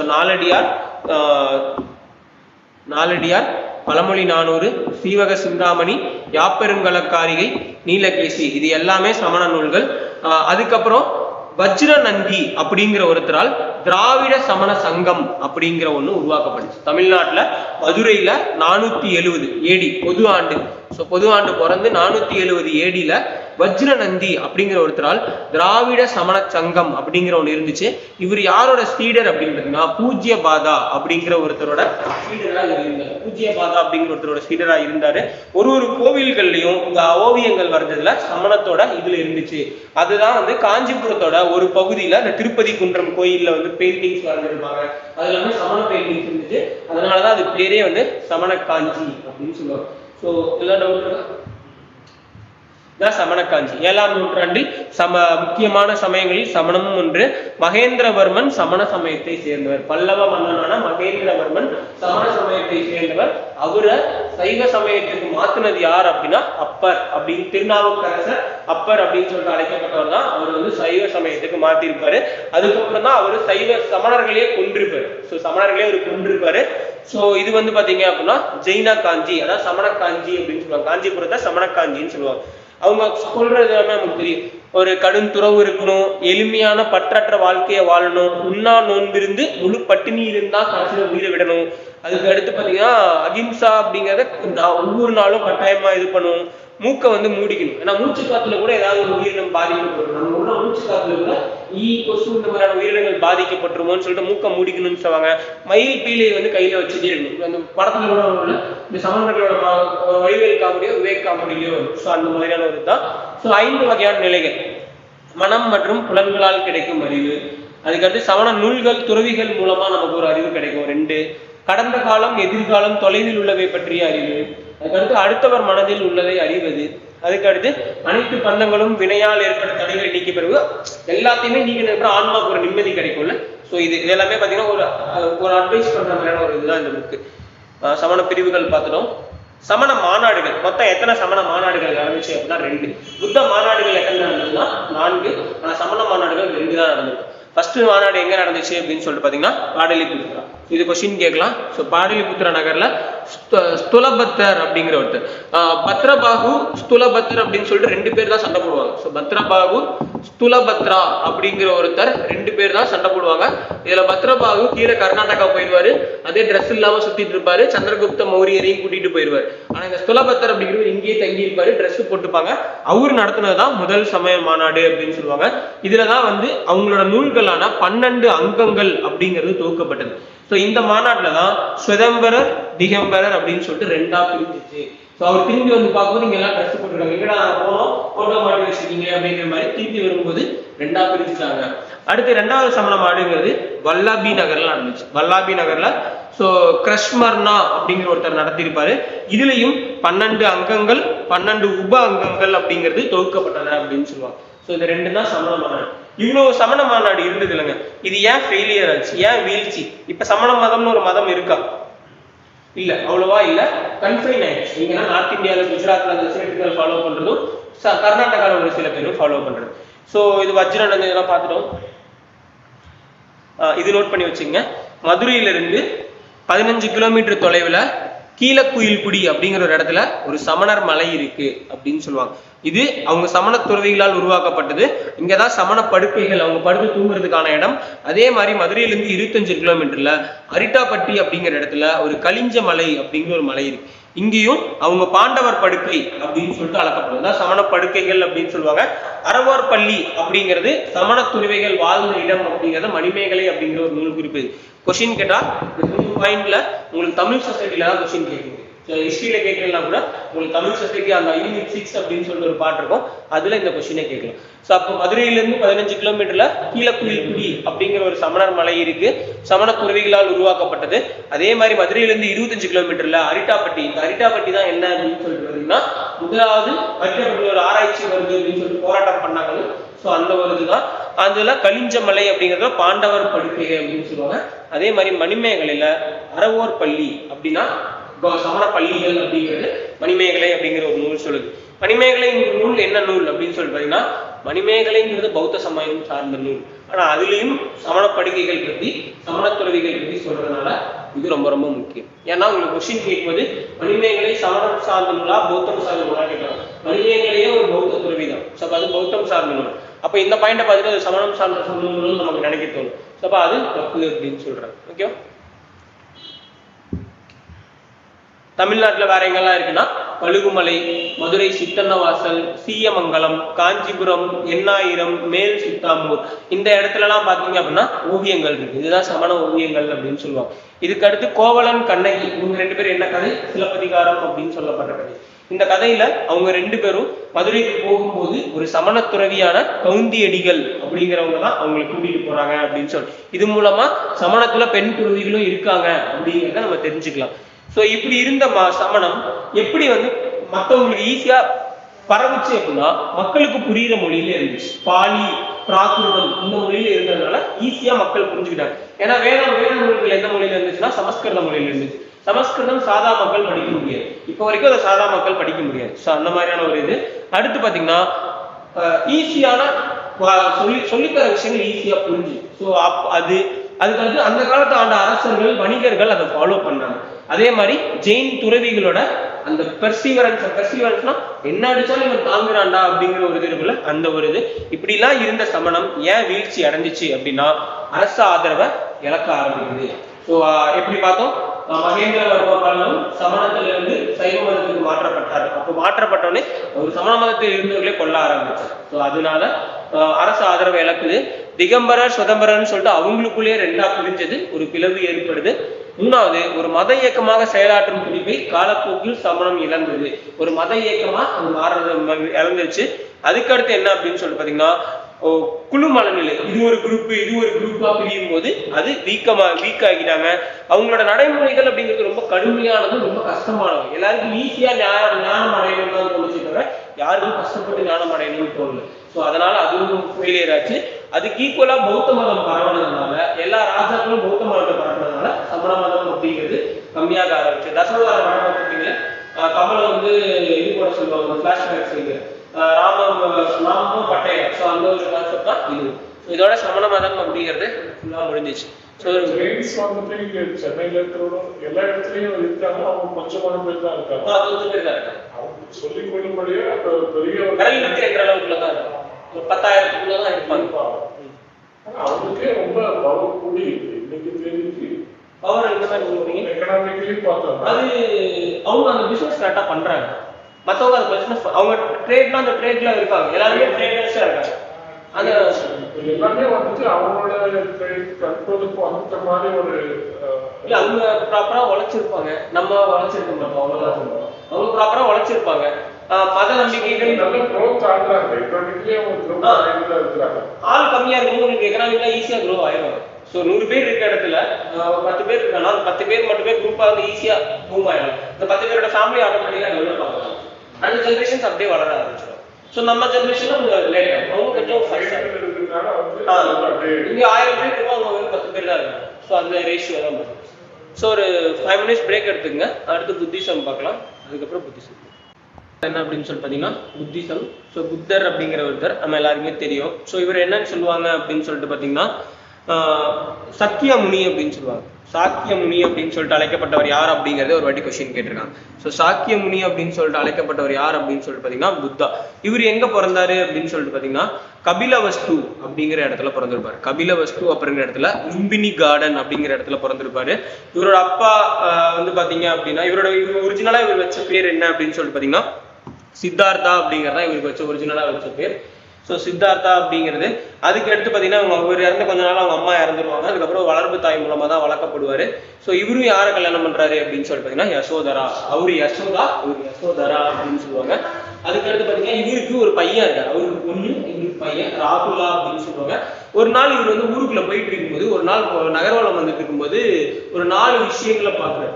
ஸோ உறவினர்களால் கைவிடப்பட்ட ஒரு முதியவரும், வலியால் கதறி அழுதுகிட்டு இருக்க ஒரு நோயாளி, அதுக்கப்புறம் இறந்த சுற்றி அழுது கொண்டிருந்த உறவினர்கள், அது போக இன்னொரு துறவி ஒருத்தர் பார்க்குறாரு. ஸோ 4 பேருக்கு யார் மனநிறைவா இருக்காங்க அப்படின்னா அந்த துறவி தான் மனநிறைவா இருக்கணும். அந்த துறவரம் மேற்கொண்டு திடீர்னு சொல்லாம வீட்டை விட்டு கிளம்பிடுறாரு. ஸோ இந்த 4 பெரும் காட்சிகள் அப்படிங்கிறது அவருக்கு ரொம்ப ஒரு முக்கியமான விஷயம். இந்த 4 பெரும் காட்சிகள் தான் அவரோட வாழ்க்கையை மாத்துச்சு அப்படின்னு சொல்றாங்க. அவரோட 30வது வயது, அவரும் 30வது வயது, இவரும் 30வது வயதுல வெளியே போறாரு. ஸோ இவருக்கு போயிட்டு என்ன பண்றாரு அப்படின்னு சொல்லிட்டு பாத்தீங்கன்னா மனைவி மகனை திறந்துட்டு வெளியே போய் உண்மையை தேடி போறாரு. அவர் ஒரு பாயிண்ட்ல மெய்யறிவு அடையிறாரு. ஸோ எங்க அடையிறாரு? மரத்துக்கு கீழே உட்கார்ந்து இருக்கும்போது அடையிறாரு. என்ன மரம் அப்படின்னு சொல்லிட்டு பாத்தீங்கன்னா அரச மரத்துக்கு கீழே உட்கார்ந்து இருக்கும்போது மெய்யறிவு அடைகிறாரு. அந்த நிகழ்ச்சிக்கு பேர் தான் என்ன அப்படின்னு சொல்லிட்டு பாத்தீங்கன்னா புத்த கயா அப்படின்னு சொல்லுவாங்க. அவர் மெய்யறிவு அடைந்த அந்த இடம் தான் இன்றைய பீகாரில் உள்ள புத்த கயா அப்படின்னு சொல்லுவாங்க. புத்த கயா ரொம்ப முக்கியம். பின்னாடி வந்த அரசர்கள் ஸ்ரீலங்கால இருந்து நாங்கள் புத்த கயால ஒரு கோயில் கட்டிக்கிறோம் அப்படின்னு சொல்லிட்டு புத்த அரசர்கள் பர்மிஷன் கேட்கலாம். ஸ்ரீலங்கால இருந்து வந்தவங்க இங்க வந்து பர்மிஷன் கேட்கணும். புத்த கயாங்கிறது அவரு பிறந்த இடமோ ஏதோ கிடையாது, அவரு மெய்யறிவு அடைந்த இடம் அப்படின்னு சொல்லுவாங்க. அததான் என்னன்னு சொல்லுவாங்கன்னா மகாபோதி கோவில் அப்படின்னு சொல்லுவாங்க. இவரோட முதல் இது வந்து எங்க இருக்கு? அவர் புத்த கயால தான் முக்தி அடைஞ்சாரு. அங்கிருந்து வாரணாசி போறாரு. போறதுக்கு அப்புறம் சார்நாத்ல தான் அவரோட முதல் போதனையை செய்யறாரு. அவரோட முதல் போதனை எங்க பார்த்தோம்? அவர் எங்க முதல் போதனை? அதுவும் இந்த ஏரியால தான் வரும். அவரு எங்க பேசியிருக்காருன்னா ராஜகிரிகம். ராஜகிரிகம் அப்படிங்கிற இடத்துல பண்ணியிருக்காரு. இவரு சாரநாத் அப்படிங்கிற இடத்துல முதல் போதனை அப்படிங்கிறது அடைஞ்சிருக்காரு. ஸோ முதல் போதனை அடைகிறாரு. ஓகே, இதெல்லாம் ஓகே தான். அடுத்து என்ன ஆகுது அப்படின்னு சொல்லிட்டு பாத்தீங்கன்னா முதல் போதனையை நடத்துறாரு. நாடு விட்டு நாடு போறாரு. 45 ஆண்டுகள் இருந்துட்டு 487ல 80வது வயசுல இறக்குறாரு. அவரு 72வது வயசுல இறக்குறாரு. இவர் 80வது வயசுல இறக்குறாரு. ஸோ இதுதான் வந்து பரிநிர்வாணம். அவர் இறந்ததுதான் எங்க இறக்குறாருன்னா குஷி நகரத்துல இறக்குறாரு. ஸோ குஷியா இறந்து போறாரு. அவர் பாவப்பட்டு இறக்குறாரு, இவர் குஷியா இறக்குறாரு. அதுக்கு பேர் தான் பரிநிர்வாணம் அப்படின்னு சொல்லுவாங்க. குஷியா இறந்ததுதான் பரிநிர்வாணம் அப்படின்னு சொல்லப்படும். ஸோ இதுக்கு அடுத்து பாத்தீங்க அப்படின்னா புத்தரோட போதனைகள். ஸோ இந்த புத்தர் என்னெல்லாம் சொல்லியிருக்காரு? அவரு ஒரு இது சொன்னாரா? இவரு 4 பெரும் உண்மைகள் அப்படின்னு சொல்றாரு. அவர் வந்து 3 தீர்த்தனைகள், அதுக்கப்புறம் 5 செயல்கள் அப்படின்னு சொல்லியிருப்பாரு. இவரு 4 பெரும் உண்மைகள் என்ன அப்படின்னா இந்த உலகம் துன்பமும் துயரமும் நிறைஞ்சதுதான் இந்த உலகம். ஃபர்ஸ்ட் ஆசையும் ஏக்கம் தான் இந்த துன்பத்துக்கு மெயின் காரணம். ஆசையை ஏக்கத்தை அடக்குவதன் மூலம் இந்த துன்பத்தினால் ஏற்படுற வழியை நம்ம போக்கணும். 3வது, இது எல்லாத்தையும் அடையிறதுக்கு ஒழுக்கமான வாழ்க்கையை வாழ்ந்தீங்க அப்படின்னா அந்த உத்தமமான எண் வழி பாதை அப்படின்னு சொல்லுவாங்க. அந்த எண் வழி பாதையை நீங்க ஃபாலோ பண்ணீங்க அப்படின்னா நீங்க இது எல்லாத்தையும் அடைய முடியும் அப்படின்னு சொல்றாங்க. அப்போ நிர்வாணம் அடைதல், ஒரு நிர்வாணம் அடையணும் அப்படின்னா ஒழுக்கமான வாழ்க்கையை வாழணும். அவரு சொன்ன அந்த எண் வழி பாதையை ஃபாலோ பண்ணணும். அது என்ன அப்படின்னு சொல்லிட்டு பாத்தீங்கன்னா ஃபர்ஸ்ட் நம்பிக்கை, அடுத்து நல்ல ஆர்வம் இருக்கும், நல்ல பேச்சு, நல்ல செயல், நல் வாழ்க்கை, அதுக்கு அடுத்து நன்முயற்சி, அப்புறம் நல் சிந்தனை, நல்ல தியானம். இந்த 8 வழிகளையும் நீங்க ஃபாலோ பண்ணீங்க அப்படின்னா இந்த 8 வழிகளையும் ஃபாலோ பண்ணிட்டு ஒரு ஒழுக்கமான வாழ்வை நீங்க வாழ்ந்தீங்க அப்படின்னா நீங்க ஆட்டோமேட்டிக்கா இந்த எல்லாத்துலேருந்து விடுதலை பெற்று நீங்க முக்தி அடையலாம் அப்படின்னு சொல்லியிருப்பாரு. ஸோ இதுதான் புத்தருக்கும் அவருக்கும் இருக்க வித்தியாசம் அப்படின்னு சொல்லியிருப்பாங்க. ஸோ பௌத்தம் பரவுறதுக்கு மெயின் காரணம் ராஜாக்கள் மூலமா தான் மெயினா பரவுது. அவரும் என்ன பண்ணாரு? ஸோ மடங்கள் துறவிகள்ல நியமிச்சு மதத்தை பரவ. இவங்க என்ன பண்ணுவாங்கன்னா புத்த பிக்குனிக்கள் அப்படின்னு சொல்லுவாங்க. ஆண்களோட பேர் வந்து புத்த பிக்குகள் அப்படிங்கிறதும், பெண்களோட பேரு பிக்குனிகள் அப்படிங்கிறவங்க நிறுவி என்ன பண்ணாங்க அப்படின்னு சொல்லிட்டு பாத்தீங்கன்னா மதத்தை பரப்ப ஆரம்பிச்சாங்க. எங்க பரவுனாங்கன்னா திபெத், தென்கிழக்கு ஆசியா, கிழக்கத்திய நாடுகளான சீனா, மங்கோலியா, கொரியா, ஜப்பான், வியட்நாம் இங்க எல்லாமே பரவ ஆரம்பிக்குது. இப்ப போயிட்டு இருந்த புத்தத்துல ஒரு பிளவு ஏற்படுது. எப்படி ஜெயினிசம்ல ஒரு பிளவு ஏற்பட்டு திகம்பரர் சுதம்பரர் அப்படின்னு சொல்லிட்டு 2 வராங்களோ, இங்கேயும் அதே மாதிரி பிளவு ஏற்படுது. அதுதான் என்ன அப்படின்னா ஹினாயனம் மகாயனம் அப்படின்னு சொல்லுவாங்க. ஸோ ஹினாயனம் யாரோட ஆட்சி காலத்துல பெரிய இது ஏற்படுது அப்படின்னு சொல்லிட்டு பாத்தீங்கன்னா கனிஷ்கா அப்படின்னு ஒருத்தர் வருவார் பின்னாடி. கனிஷ்கர் அப்படின்னு சொல்லிட்டு வருவாரு. அவரோட ஆட்சி காலத்துலதான் என்ன அப்படின்னு சொல்லிட்டு பாத்தீங்கன்னா நாகார்ஜுனா அப்படிங்கிற ஒரு துறவி புத்த மதத்துல ஒரு சீர்திருத்தத்தை கொண்டு வர்றாரு. அந்த சீர்திருத்தத்தை ஏத்துக்கிறவங்க மகாயனம் அப்படின்னு சொல்றாங்க. அந்த சீர்திருத்தத்தை ஏத்துக்காம நம்ம பழைய வழியவே பின்பற்ற போறோம் அப்படிங்கிறவங்க ஹினாயனம் அப்படின்னு சொல்றாங்க. ஹினாயனம் அப்படின்னா சிறிய பாதை. இது புத்தர் போதித்தோட அசல் வடிவம் அப்படின்னு சொல்லுவாங்க. இவங்க எல்லாருமே புத்தரை தமது குருவாக ஏற்றார்கள், ஆனால் அவரை கடவுளாக வழிபடவில்லை அப்படிங்கிறது ரொம்ப ரொம்ப முக்கியம். உருவ வழிபாட்டை எதிர்த்தார்கள், உருவ வழிபாட்டை மறுத்தார்கள். மக்களுக்கு புரிஞ்ச அதே பாலி மொழியை தான் அவங்க பயன்படுத்தினாங்க அப்படின்னு சொல்றாங்க.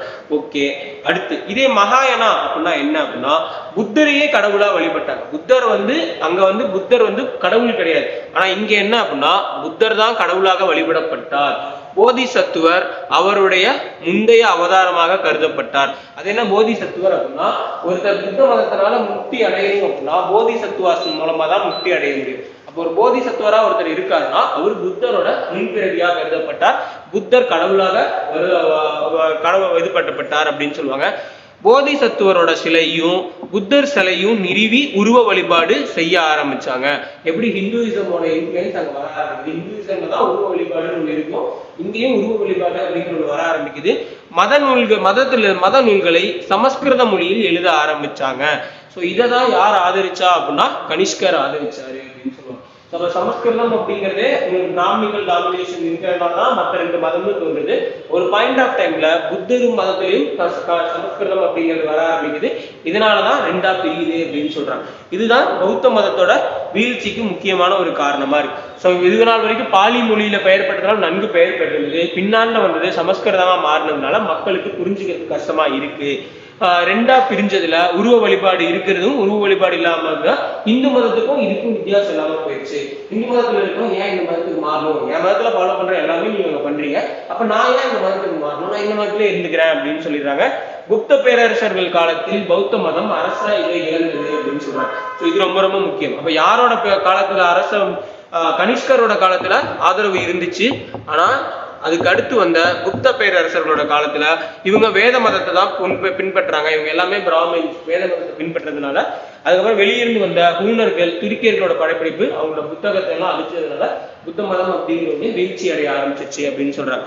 ஆனா இந்தியால கம்பேரிட்டிவ் டு புத்தர் சமண மதத்தை கம்பேர் பண்ணும்போது புத்த மதத்துலதான் அதிகமான ஆட்கள் இருக்காங்க அப்படின்னு சொல்லுவாங்க. ஸோ இது அவரோட அடையாளங்கள். அவர் முக்தி அடைஞ்சதுக்கான அடையாளம் தான் அந்த ஸ்தூபி அப்படின்னு சொல்லிட்டு பாருங்களா, அதுதான் அந்த முக்தி அடைஞ்சதுக்கான அடையாளம். இந்த சக்கரம் இருக்குல்ல, இந்த சக்கரம் தான் அவரோட முதல் சொற்பொழிவு அப்படின்னு சொல்லுவாங்க. சாரநாத்துலதான் முதல் சொற்பொழிவு இருக்கிறாரு. அந்த மதம் தான் ஞானோதயம் அடைஞ்ச மரம் தான் அரச மரம் அப்படிங்கிறது.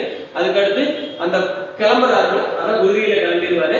அவரோட பிறப்பு தான் தாமரையில கலந்தாரு அப்படின்னு சொல்றாரு. ஸோ இதுதான் புத்தரோட சிம்பிள்ஸ். இந்த சிம்பிள்ஸ் கொஸ்டின்ல கேட்டிருக்காங்க.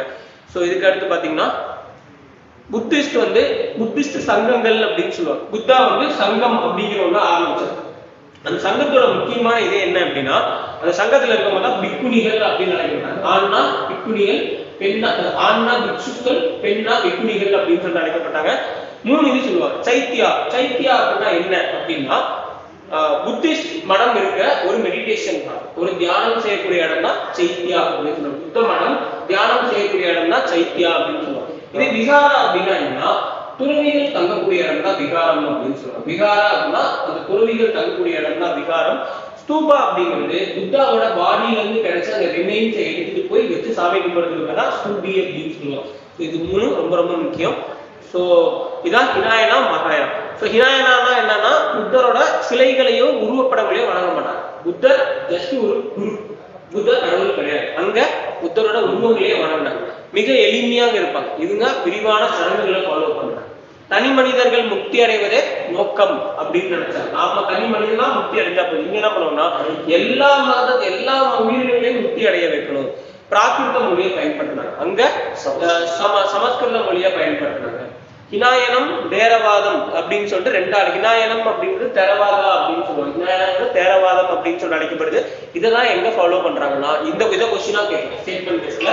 இலங்கை, மியான்மர், தென்கிழக்கு இந்த மாதிரியான நாடுகள்ல ஹினாயனா இதுதான் ஃபாலோ பண்றாங்க. அந்த பக்கம் போனீங்கன்னா மத்திய ஆசியா, திபெத், சீனா இங்கெல்லாம் போனீங்கன்னா புத்தரை தான் கும்பிடுவாங்க. ஸோ அது மகாயானா ஃபார்ம் ஆஃப் புத்திசம் அப்படின்னு சொல்லுவாங்க. இதுல ஏதாவது டவுட் இருக்கா? ஏதாவது டவுட் இருக்கா? அப்ப 4 புத்த கவுன்சில் பார்த்தோமா? 4 புத்திஸ்ட் கவுன்சில் பார்த்தோம். முதல்ல இது ராஜபீடம் யார் பண்ணானா? அஜாத சத்ரு. ரெண்டாவது யார் பண்ணானா? வைசாலியில காலசோகா அப்படிங்கிறது. மூணாவது அசோகர் பாடலிபுத்ரா. நாலாவது கனிஷ்கான்னு ஒருத்தர் பார்த்தோம்ல, அவரோட பீரியட்ல தான் 2ஆ பிரியுது. அந்த கனிஷ்கா காஷ்மீர்ல பண்ணியிருப்பாரு அப்படின்னு சொல்லுவாங்க. அடுத்து தமிழ்நாட்டுல புத்த மதம் அப்படின்னா என்ன அப்படின்னா, தமிழ்நாட்டுல சமண மதத்தை காட்டிலும் புத்த மதம் அதிகமா இதாயிருக்கும் அப்படின்னு சொல்லுவாங்க. மணிமேகலை அப்படிங்கிறதே ஒரு புத்த நூல் தான் அப்படிங்கிறது ரொம்ப ரொம்ப முக்கியம். அதே மாதிரி காஞ்சிபுரம்ல மணிமேகலை வந்ததுக்கான சான்றுகளும் அவங்க புத்த மதத்தை பரப்புறதுக்கான சான்றுகளுக்கும் அங்க இருக்கு அப்படின்னு சொல்றாங்க. அது போக ஹுசான் ஸ்வாங் அப்படிங்கிற ஒருத்தர் இங்க வந்து மதத்தை பரப்பி இருக்காரு அப்படிங்கிறத அசோகா மூலமா தெரியுது. ஸோ அசோகாவோட ஸ்தூபா மூலமா ஹுசான் ஸ்வாங் அப்படிங்கிற ஒருத்தர் காஞ்சிபுரத்துக்கு வந்திருக்காரு, ஒரு புத்த துறவி காஞ்சிபுரத்துக்கு வந்திருக்காரு அப்படிங்கிறது நமக்கு தெரியுது அப்படின்னு சொல்றாங்க. ஓகேவா? ஸோ புத்த மதங்கள் நமக்கு தெரியும். புத்த நூல்கள் என்னென்ன அப்படின்னு சொல்லி பார்த்தீங்கன்னா, அபிதம பிதகா, வினய பிதகா, சுட்ட பிதகா அப்படின்னு சொல்லுவாங்க. வினய பிதகா, அபிதம பிதகா, சுட்ட பிதகா. ஸோ வினய அப்படின்னா என்ன அப்படின்னு சொல்லி பார்த்தீங்கன்னா, வினய பிதகா அப்படின்னா ரூல்ஸ் அண்ட் ரெகுலேஷன்ஸ். ஸோ வினயனா இந்த இதோட ரூல்ஸ் அண்ட் ரெகுலேஷன். ஒரு மாங்கா இருக்கீங்கன்னா உங்களோட ரூல்ஸ் என்ன, ரெகுலேஷன்ஸ் என்ன அப்படின்னு சொல்றது. இதே அபிதம பிதகா அப்படின்னா புத்தாவோட தத்துவங்கள் அப்படின்னு சொல்லுவாங்க. ஸோ புத்தரோட தத்துவங்களை பத்தி சொல்றதா அபிதம பிதகா அப்படின்னு சொல்லிட்டு, இது ரொம்ப ரொம்ப முக்கியம். இது கொஸ்டின் கேட்டிருக்காங்க. சுட்டு பிதகா அப்படிங்கிறது என்ன அப்படின்னு பார்த்தீங்கன்னா, புத்தரோட டீச்சிங்ஸை பத்தி சொல்றது. ஸோ புத்தரோட போதனைகளை பத்தி சொன்னா அது சுத்த பிதகா. இதே புத்தரோட தத்துவங்களை பத்தி சொன்னா அது அபிதம பிதகா.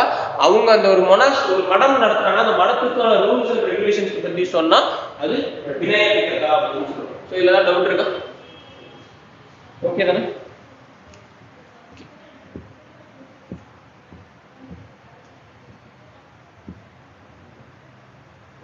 அந்த 4 பெரும் காட்சிகள். கூன் விழுந்த முதுகுடன் ஒரு முதியவர், குணப்படுத்த முடியாத வியாதியால் துன்பட்ட ஒருத்தர், இறந்த மனிதனின் சடலம் வைத்து அழித்து கொண்டிருக்கும் உறவினர்கள், ஒரு துறவி. துறவியை பார்த்துதான் ஒரு மனசு மாறுவாரு அப்படின்னு சொல்லி. அவரோட பிறப்பு அப்படிங்கிறது வெள்ளை யானை, அவரோட துறவரம் பூணுதல் அப்படிங்கிறது குதிரை, மெய்யறிவுங்கிறது அரசமரம், முதல் போதனை வந்து சக்கரம். எங்க நடந்துச்சுன்னா சாஞ்சியில. நிர்வாணம் மற்றும் இறப்பு முழு நிலவு அப்படின்னு சொல்லுவாங்க. இந்த மிடில் பாத், மத்திய மார்க்கம். எப்படி ஜெயினிசம் என்ன சொல்லுச்சு அப்படின்னு சொல்லிட்டீங்கன்னா, ஜெயினிசம் ரொம்ப கஷ்டப்படுங்க அப்பதான் நீங்க நிர்வாணம் அடைய முடியும். இவங்க என்ன சொன்னா, நீங்க ரொம்பலாம் கஷ்டப்படுறோம்னா மத்திய மார்க்கம், அதாவது இடைவெளி, அதை மட்டும் ஃபாலோ பண்ணுங்க. ரொம்பலாம் கஷ்டப்படுறதால சிம்பிளான விஷயத்தை ஃபாலோ பண்ணாலே நீங்க மிடில் பாத் அப்படிங்கிற வார்த்தை எதோட சம்பந்தப்பட்டது அப்படின்னு சொல்லிட்டு பாத்தீங்கன்னா இவங்களோட சம்பந்தப்பட்டதுதான். புத்தர் கடவுளை ஏற்றுக்கிட்டாரா? சமணம் அவருக்கு புத்தர் இங்கதான் புத்தரே கடவுளா மாத்திட்டாங்கல்ல. புத்தர் கடவுளை இருப்பதை ஏற்கவும் இல்லை, மறுக்கவும் இல்லை. அதே மாதிரி கடவுள் உயிர் சடங்கு பற்றி வரையறுத்து கூறவில்லை. அவரு கடவுளை ஏற்றுக்கவும் மாட்டாரு, சடங்கு பத்தி சொல்ல மாட்டாரு. ஆனா இவர் வந்து அதுலயுமே நடுவுலயே இருந்துட்டாரு. இந்த பக்கமும் வரமாட்டேன், இந்த பக்கமும் வரமாட்டேன் அப்படின்னு சொல்லிட்டு நடுவுலயே இருந்துகிட்டாரு. அவர் அந்த இது அடைஞ்சாருல, அதுக்கு பேர் தான் மகாபரி நிர்வாணம் அப்படின்னு சொல்லுவாங்க. ஸோ மகாபரி நிர்வாணம் அதான் புத்த கயா. ஸோ இதுக்கு அடுத்து பாத்தீங்க அப்படின்னா இதெல்லாம் 2 பௌத்த மாநாடுகள் நம்ம பார்த்துட்டோம்.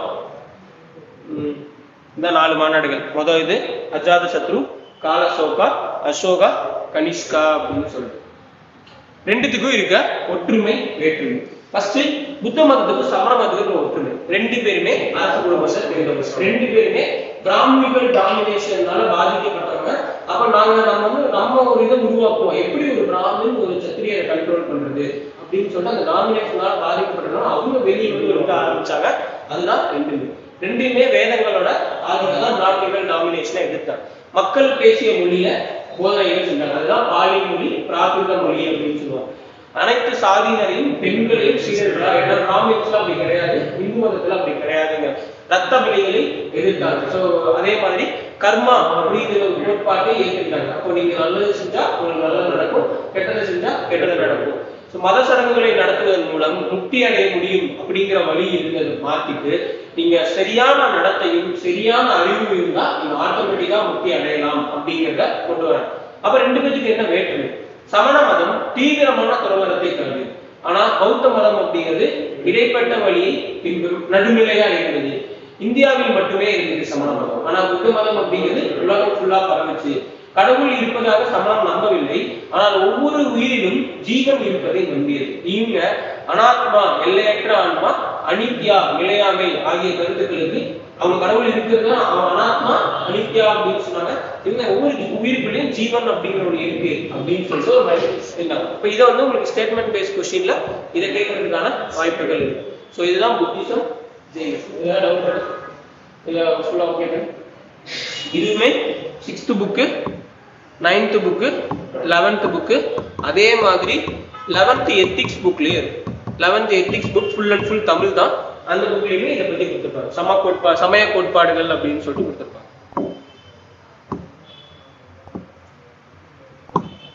ஸோ அடுத்து பார்க்கறது மௌரியாவுக்கு அடுத்து என்ன அப்படின்னு சொல்லிட்டு. ஸோ மௌரியாவுக்கு அடுத்து இங்க என்ன இருக்கு அப்படின்னு சொல்லிட்டு பாத்தீங்கன்னா போஸ்ட் மௌரியன். ஸோ மௌரியர்களுக்கு அடுத்து இந்தியாவில் என்ன நடந்துச்சு? ஸோ மௌரிய பேரரசு பார்த்தோம். அந்த மௌரியா அப்படிங்கிறவங்க உடஞ்சிட்டாங்க.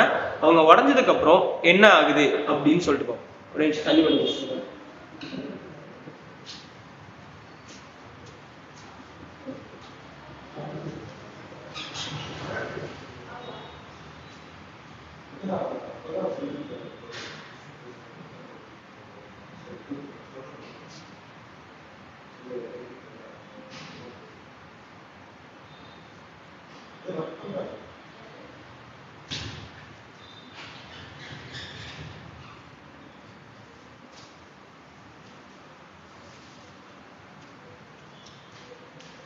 மௌரிய பேரரசு அழிஞ்சதுக்கு அப்புறம் என்னாச்சு அப்படின்னு சொல்லி பாத்தீங்கன்னா அந்த ஒரு வேக்கம் கிரியேட் ஆகுது. ஸோ ஒரு வேக்கம் கிரியேட் ஆகுது. அந்த வேக்கம் தான் என்ன அப்படின்னு சொல்லிட்டு பாத்தீங்கன்னா அந்த வேக்கம் ஃபில் பண்றதுக்காக ஒரு சில குரூப்ஸ் உள்ள வராங்க. ஸோ அந்த வடமேற்குல இருந்து யார் வரா அப்படின்னா சாகர்கள் அப்படிங்கிற ஒருத்தவங்களும், சைத்தியர்கள் அப்படிங்கிறவங்களும், பார்த்தியர்கள், அதுக்கடுத்து இந்தோ கிரேக்கர்கள் அல்லது பாக்டீரிய கிரேக்கர்கள், குஷனர்கள் அப்படின்னு சொல்லிட்டு ஸோ இதுவெல்லாம் வராங்க.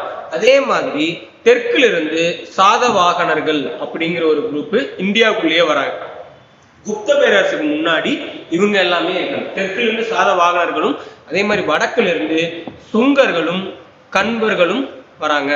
அதுல ஃபர்ஸ்ட் பார்க்க போறது சுங்கா. ஏன்னா கடைசி மௌரிய அரசர் கொண்டது புஷ்யமித்ர சுங்கா. அவர் தான் சுங்கா வம்சத்தை நிறுவுறாரு. அந்த சுங்கர்களை கொண்டுட்டு கண்வர்கள் வருவாங்க. இந்த கண்வர்களை கொண்டுட்டு சாதவாகனர்கள் வருவாங்க. அதே டைம்ல சாகர்கள் ஃபர்ஸ்ட் வருவாங்க. அதுக்கு அடுத்து இந்தோ கிரேக்கர்கள் ஃபர்ஸ்ட் வருவாங்க, சாகர்கள் வருவாங்க, அடுத்து பார்த்தியர்கள், குஷனர்கள் அப்படின்னு சொல்லிட்டு இந்த குஷனாவை தான் கனிஷ்கா அப்படின்னு ஒருத்தர் இருக்காரு. அவர் நடத்துனதுதான் 4வது புத்த மாநாடு. இந்த கனிஷ்காக்கு அப்புறம் தான் குப்த பேரரசு அப்படிங்கிற ஒண்ணு வரும். ஸோ ஃபர்ஸ்ட் பாத்தீங்கன்னா இது வந்து எல்லாமே டெவலப் ஆயிட்டாங்க, எல்லாம் உடஞ்சிட்டாங்க, நிறைய உடஞ்சிட்டாங்க. ஸோ இதுல ஃபர்ஸ்ட் வரவர் யார் அப்படின்னு பாத்தீங்கன்னா புஷ்யமித்ர சுங்கரால் கொல்லப்பட்டு புஷ்யமித்ர சுங்கர் என்ன பண்றாருன்னா சுங்க வம்சத்தை நிறுவுறார். அந்த புஷ்யமித்ர சுங்கர் பாடலிபுத்திரத்தை அவரோட கேபிட்டலா நிறுவுறார். ஃபர்ஸ்ட் வர்றது சுங்காஸ் அப்படிங்கிறவங்க தான். இது பத்தி ரொம்ப நாள் தேவை. வாட் இஸ் வாட் அப்படிங்கிறது மட்டும் தெரிஞ்சுக்கிட்டா போதும். அதுக்கு மேல இது வந்து கொஸ்டின் கேட்கறதுக்கு எதுவுமே கிடையாது. ஸோ இவ்வளவுதான் இது இம்பார்ட்டன்டானது. ஸோ ஃபர்ஸ்ட் பாத்தீங்க அப்படின்னா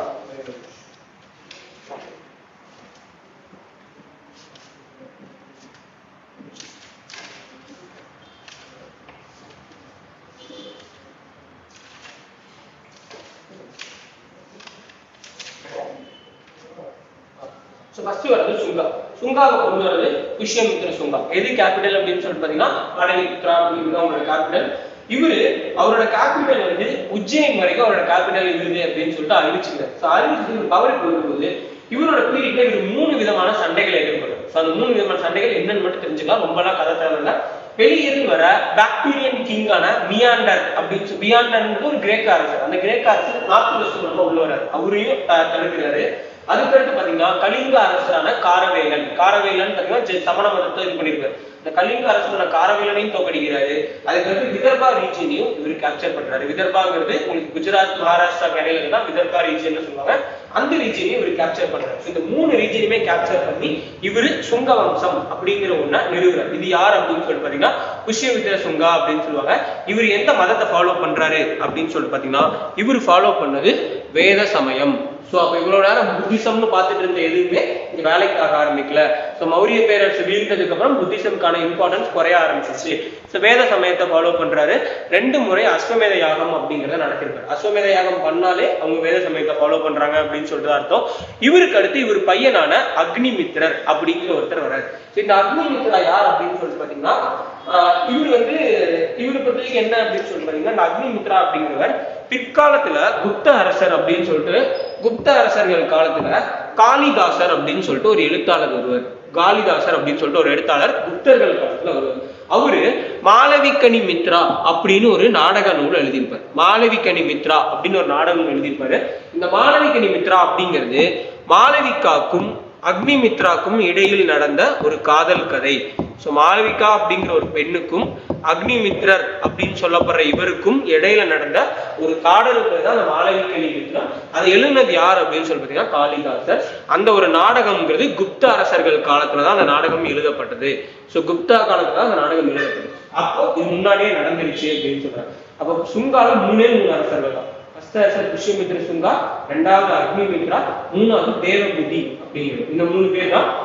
இதுல இந்த அக்னிமித்ரரோட பையரான வசுமித்ரர் அப்படிங்கிறவர் கிரேக்கர்களை சிந்து நதிக்கரையில தோக்கடிச்சிருப்பார். அப்ப தாத்தாவும் சிந்து நதிக்கரையில தோக்கடிக்கிறாரு. அவரு தாத்தா யார தோக்கடிப்பார்னா மினாண்டர் அப்படிங்கிற கிரேக்க அரசரை தோக்கடிப்பார். இவரு பேருக்கு தான் இப்படி கொடுத்திருக்காங்க. இவருக்கு அடுத்து வந்த இந்த வாசுமித்ரருக்கு அடுத்து வந்தவங்க அவ்வளவு ஸ்ட்ராங் கிடையாது. அதனால என்னாகும் அப்படின்னு சொல்லி பாத்தீங்கன்னா சுங்க வம்சம் அப்படிங்கிறது வீழ்ந்துரும் அப்படின்னு சொல்றாங்க. ஓகே, இதுல ஏதாவது டவுட் இருக்கா? ஓகே. சோ கடைசி அரசர் யார் அப்படின்னு சொல்லிட்டு பாத்தீங்கன்னா தேவபூதி அப்படிங்கிறோம். ஸோ கடைசி சிங்க அரசர் யார் அப்படின்னா தேவபூதி. ஃபர்ஸ்ட் புஷ்யமித்ர சுங்கா, அடுக்க அக்னிமித்ரா, அவரோட பையனான வாசுமித்ரா, அதுக்கடுத்து தேவபூதி. ஸோ இவரு கிரேக்கர்களை மினாண்டரை தோக்கடிப்பாரு. இவரு மாளவிகனி மித்ரமோட லவ் ஸ்டோரியோட ஹீரோ. இவரும் கிரேக்கர்களை சிந்து நதியில தோக்கடிப்பாரு. இவரு கடைசி அரசர். இவரோட தளபதியான வாசுதேவ கன்வா, வாசுதேவ கன்வரால் தோற்கடிக்கப்பட்டு வாசுதேவ கன்வர் கன்வா வம்சத்தை நிறுவுவார் அப்படின்னு சொல்லுவாங்க. புரியுதுல ஆர்டர் எப்படி போகுதுன்னு சொல்லிட்டு. சுங்கர்கள் ஏன் ரொம்ப முக்கியம் அப்படின்னு சொல்லிட்டு பாத்தீங்கன்னா சுங்கர்கள் இந்த பாக்டீரியாவை சேர்ந்த கிரேக்கர்களோட ஆக்கிரமிப்புல இருந்து கங்கை பகுதியை பாதுகாக்கிறதுதான் அவங்களோட முக்கியமான பங்கு இருக்கு. ஸோ பாக்டீரியாவை சேர்ந்த கிரேக்கர்கள் கங்கை பகுதியை நோக்கி வராமல் இருந்து அவங்க கிட்ட இருந்து கங்கை பகுதியை பாதுகாக்கிறது தான் இவங்களோட முக்கியமான இது. இந்த சமஸ்கிருத மொழியோட 2வது அறிஞரான பதஞ்சலி. சமஸ்கிருதத்தை மொத்தம் 2 அறிஞர்கள் ரொம்ப ஃபேமஸ் ஆனவங்க. முதல்ல யார் அப்படின்னு சொல்லிட்டு பாத்தீங்கன்னா அஷ்டத்யாயி. முதல்ல பணினி அப்படிங்கிறவர் ரொம்ப ஃபேமஸ் ஆனவர். பணினி அப்படிங்கிறவர் சமஸ்கிருதத்தோட முதல் இலக்கண அறிஞர். சமஸ்கிருத நூலான அஷ்டத்யாயி அப்படிங்கிற ஒரு நூல் எழுதியிருப்பாரு. அஷ்டதாயி அப்படிங்கிற ஒரு நூல் எழுதியிருப்பாரு. இது சமஸ்கிருதத்துக்கான இலக்கண நூல் அப்படின்னு சொல்லப்பட்டுச்சு. இலக்கணம் அப்படின்னா ரூல்ஸ் அண்ட் ரெகுலேஷன் சொல்றது. இந்த நூலுக்கு கோனார் தமிழரை மாதிரி கைடு எழுதினவர் தான் யார் அப்படின்னு சொல்லிட்டு பாத்தீங்கன்னா இந்த பதஞ்சலி அப்படின்னு சொல்லுவாங்க. ஸோ இந்த நூலுக்கு கைடு எழுதியிருப்பார். அப்ப பணினி அப்படிங்கிறவர் முதலாவது ஆளு, இந்த பதஞ்சலி அப்படிங்கிறவர் 2வது ஆள் அப்படின்னு சொல்லுவாங்க.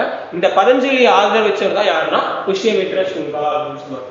புஷ்யமித்ர சுங்கர் அப்படிங்கிறவர் அந்த 2வது சமஸ்கிருத நூல் எழுதினவரோட ஆதரிச்சிருப்பாரு அப்படின்னு சொல்லிட்டு பார்த்தோம். அடுத்து கன்வா, வாசுதேவ கன்வர் வராரு. அடுத்து பாத்தீங்கன்னா சுங்காஸ் காரவேலரை தோற்கடிச்சாரு பார்த்தோம். புஷ்யமித்ர சிங்கா மொத்தம் 3 சண்டை போட்டிருப்பாரு. மினாண்டரை தோற்கடிச்சிருப்பாரு, விதர்பா ரீஜனை கேப்சர் பண்ணிருப்பாரு, காரவேலா தோற்கடிப்பார். அதெல்லாம் எந்த கல்வெட்டுல சொல்றாங்கன்னா அதிகும்பா கல்வெட்டுல சொல்றாங்க. ஸோ அவரு காரவேல அரசரோட மோதினாரு அப்படிங்கிறத அதிகும்பா கல்வெட்டு அப்படிங்கிறதுல சொல்றாங்க. அந்த காரவேல அரசர் எந்த ரீஜனை சேர்ந்தவங்கன்னா கலிங்கா ரீஜனை சேர்ந்தவங்க அப்படின்னு சொல்றாங்க. ஓகே. அடுத்து கன்வர்கள். ஸோ கன்வர்கள் 4 அரசர்கள் தான், ரொம்ப சின்னதுதான். அந்த 4 அரசர்கள் யார் அப்படின்னு சொல்லிட்டு பாத்தீங்கன்னா வாசுதேவன் அவர் தான் தோற்றுவிச்சவர். அடுத்து பூமி மித்ரன் ரெண்டாவது ஆளு, நாலாவது மூணாவது நாராயணன், லாஸ்ட் சுசர்மான். இந்த சுசர்மான் அப்படிங்கிறத உங்களுக்கு ஒரு வாட்டி கொஸ்டின்ல கேட்டிருக்காங்க. ஸோ லாஸ்ட் கண்ப அரசர் யார் அப்படின்னா சுசர்மான் அப்படிங்கிறது மட்டும் தெரிஞ்சா போதும். இந்த சுசர்மான் அப்படிங்கிறவர் சிமுகா அப்படின்னு சொல்லப்படுற ஒரு குறுநில மன்னரால் தோற்கடிக்கப்பட்டார். இந்த சிமுகா தான் சாதவாகனர்கள் அப்படிங்கிற ஒரு அரசு ஆதரிச்சு அதுக்கு அடுத்து கொண்டு வர.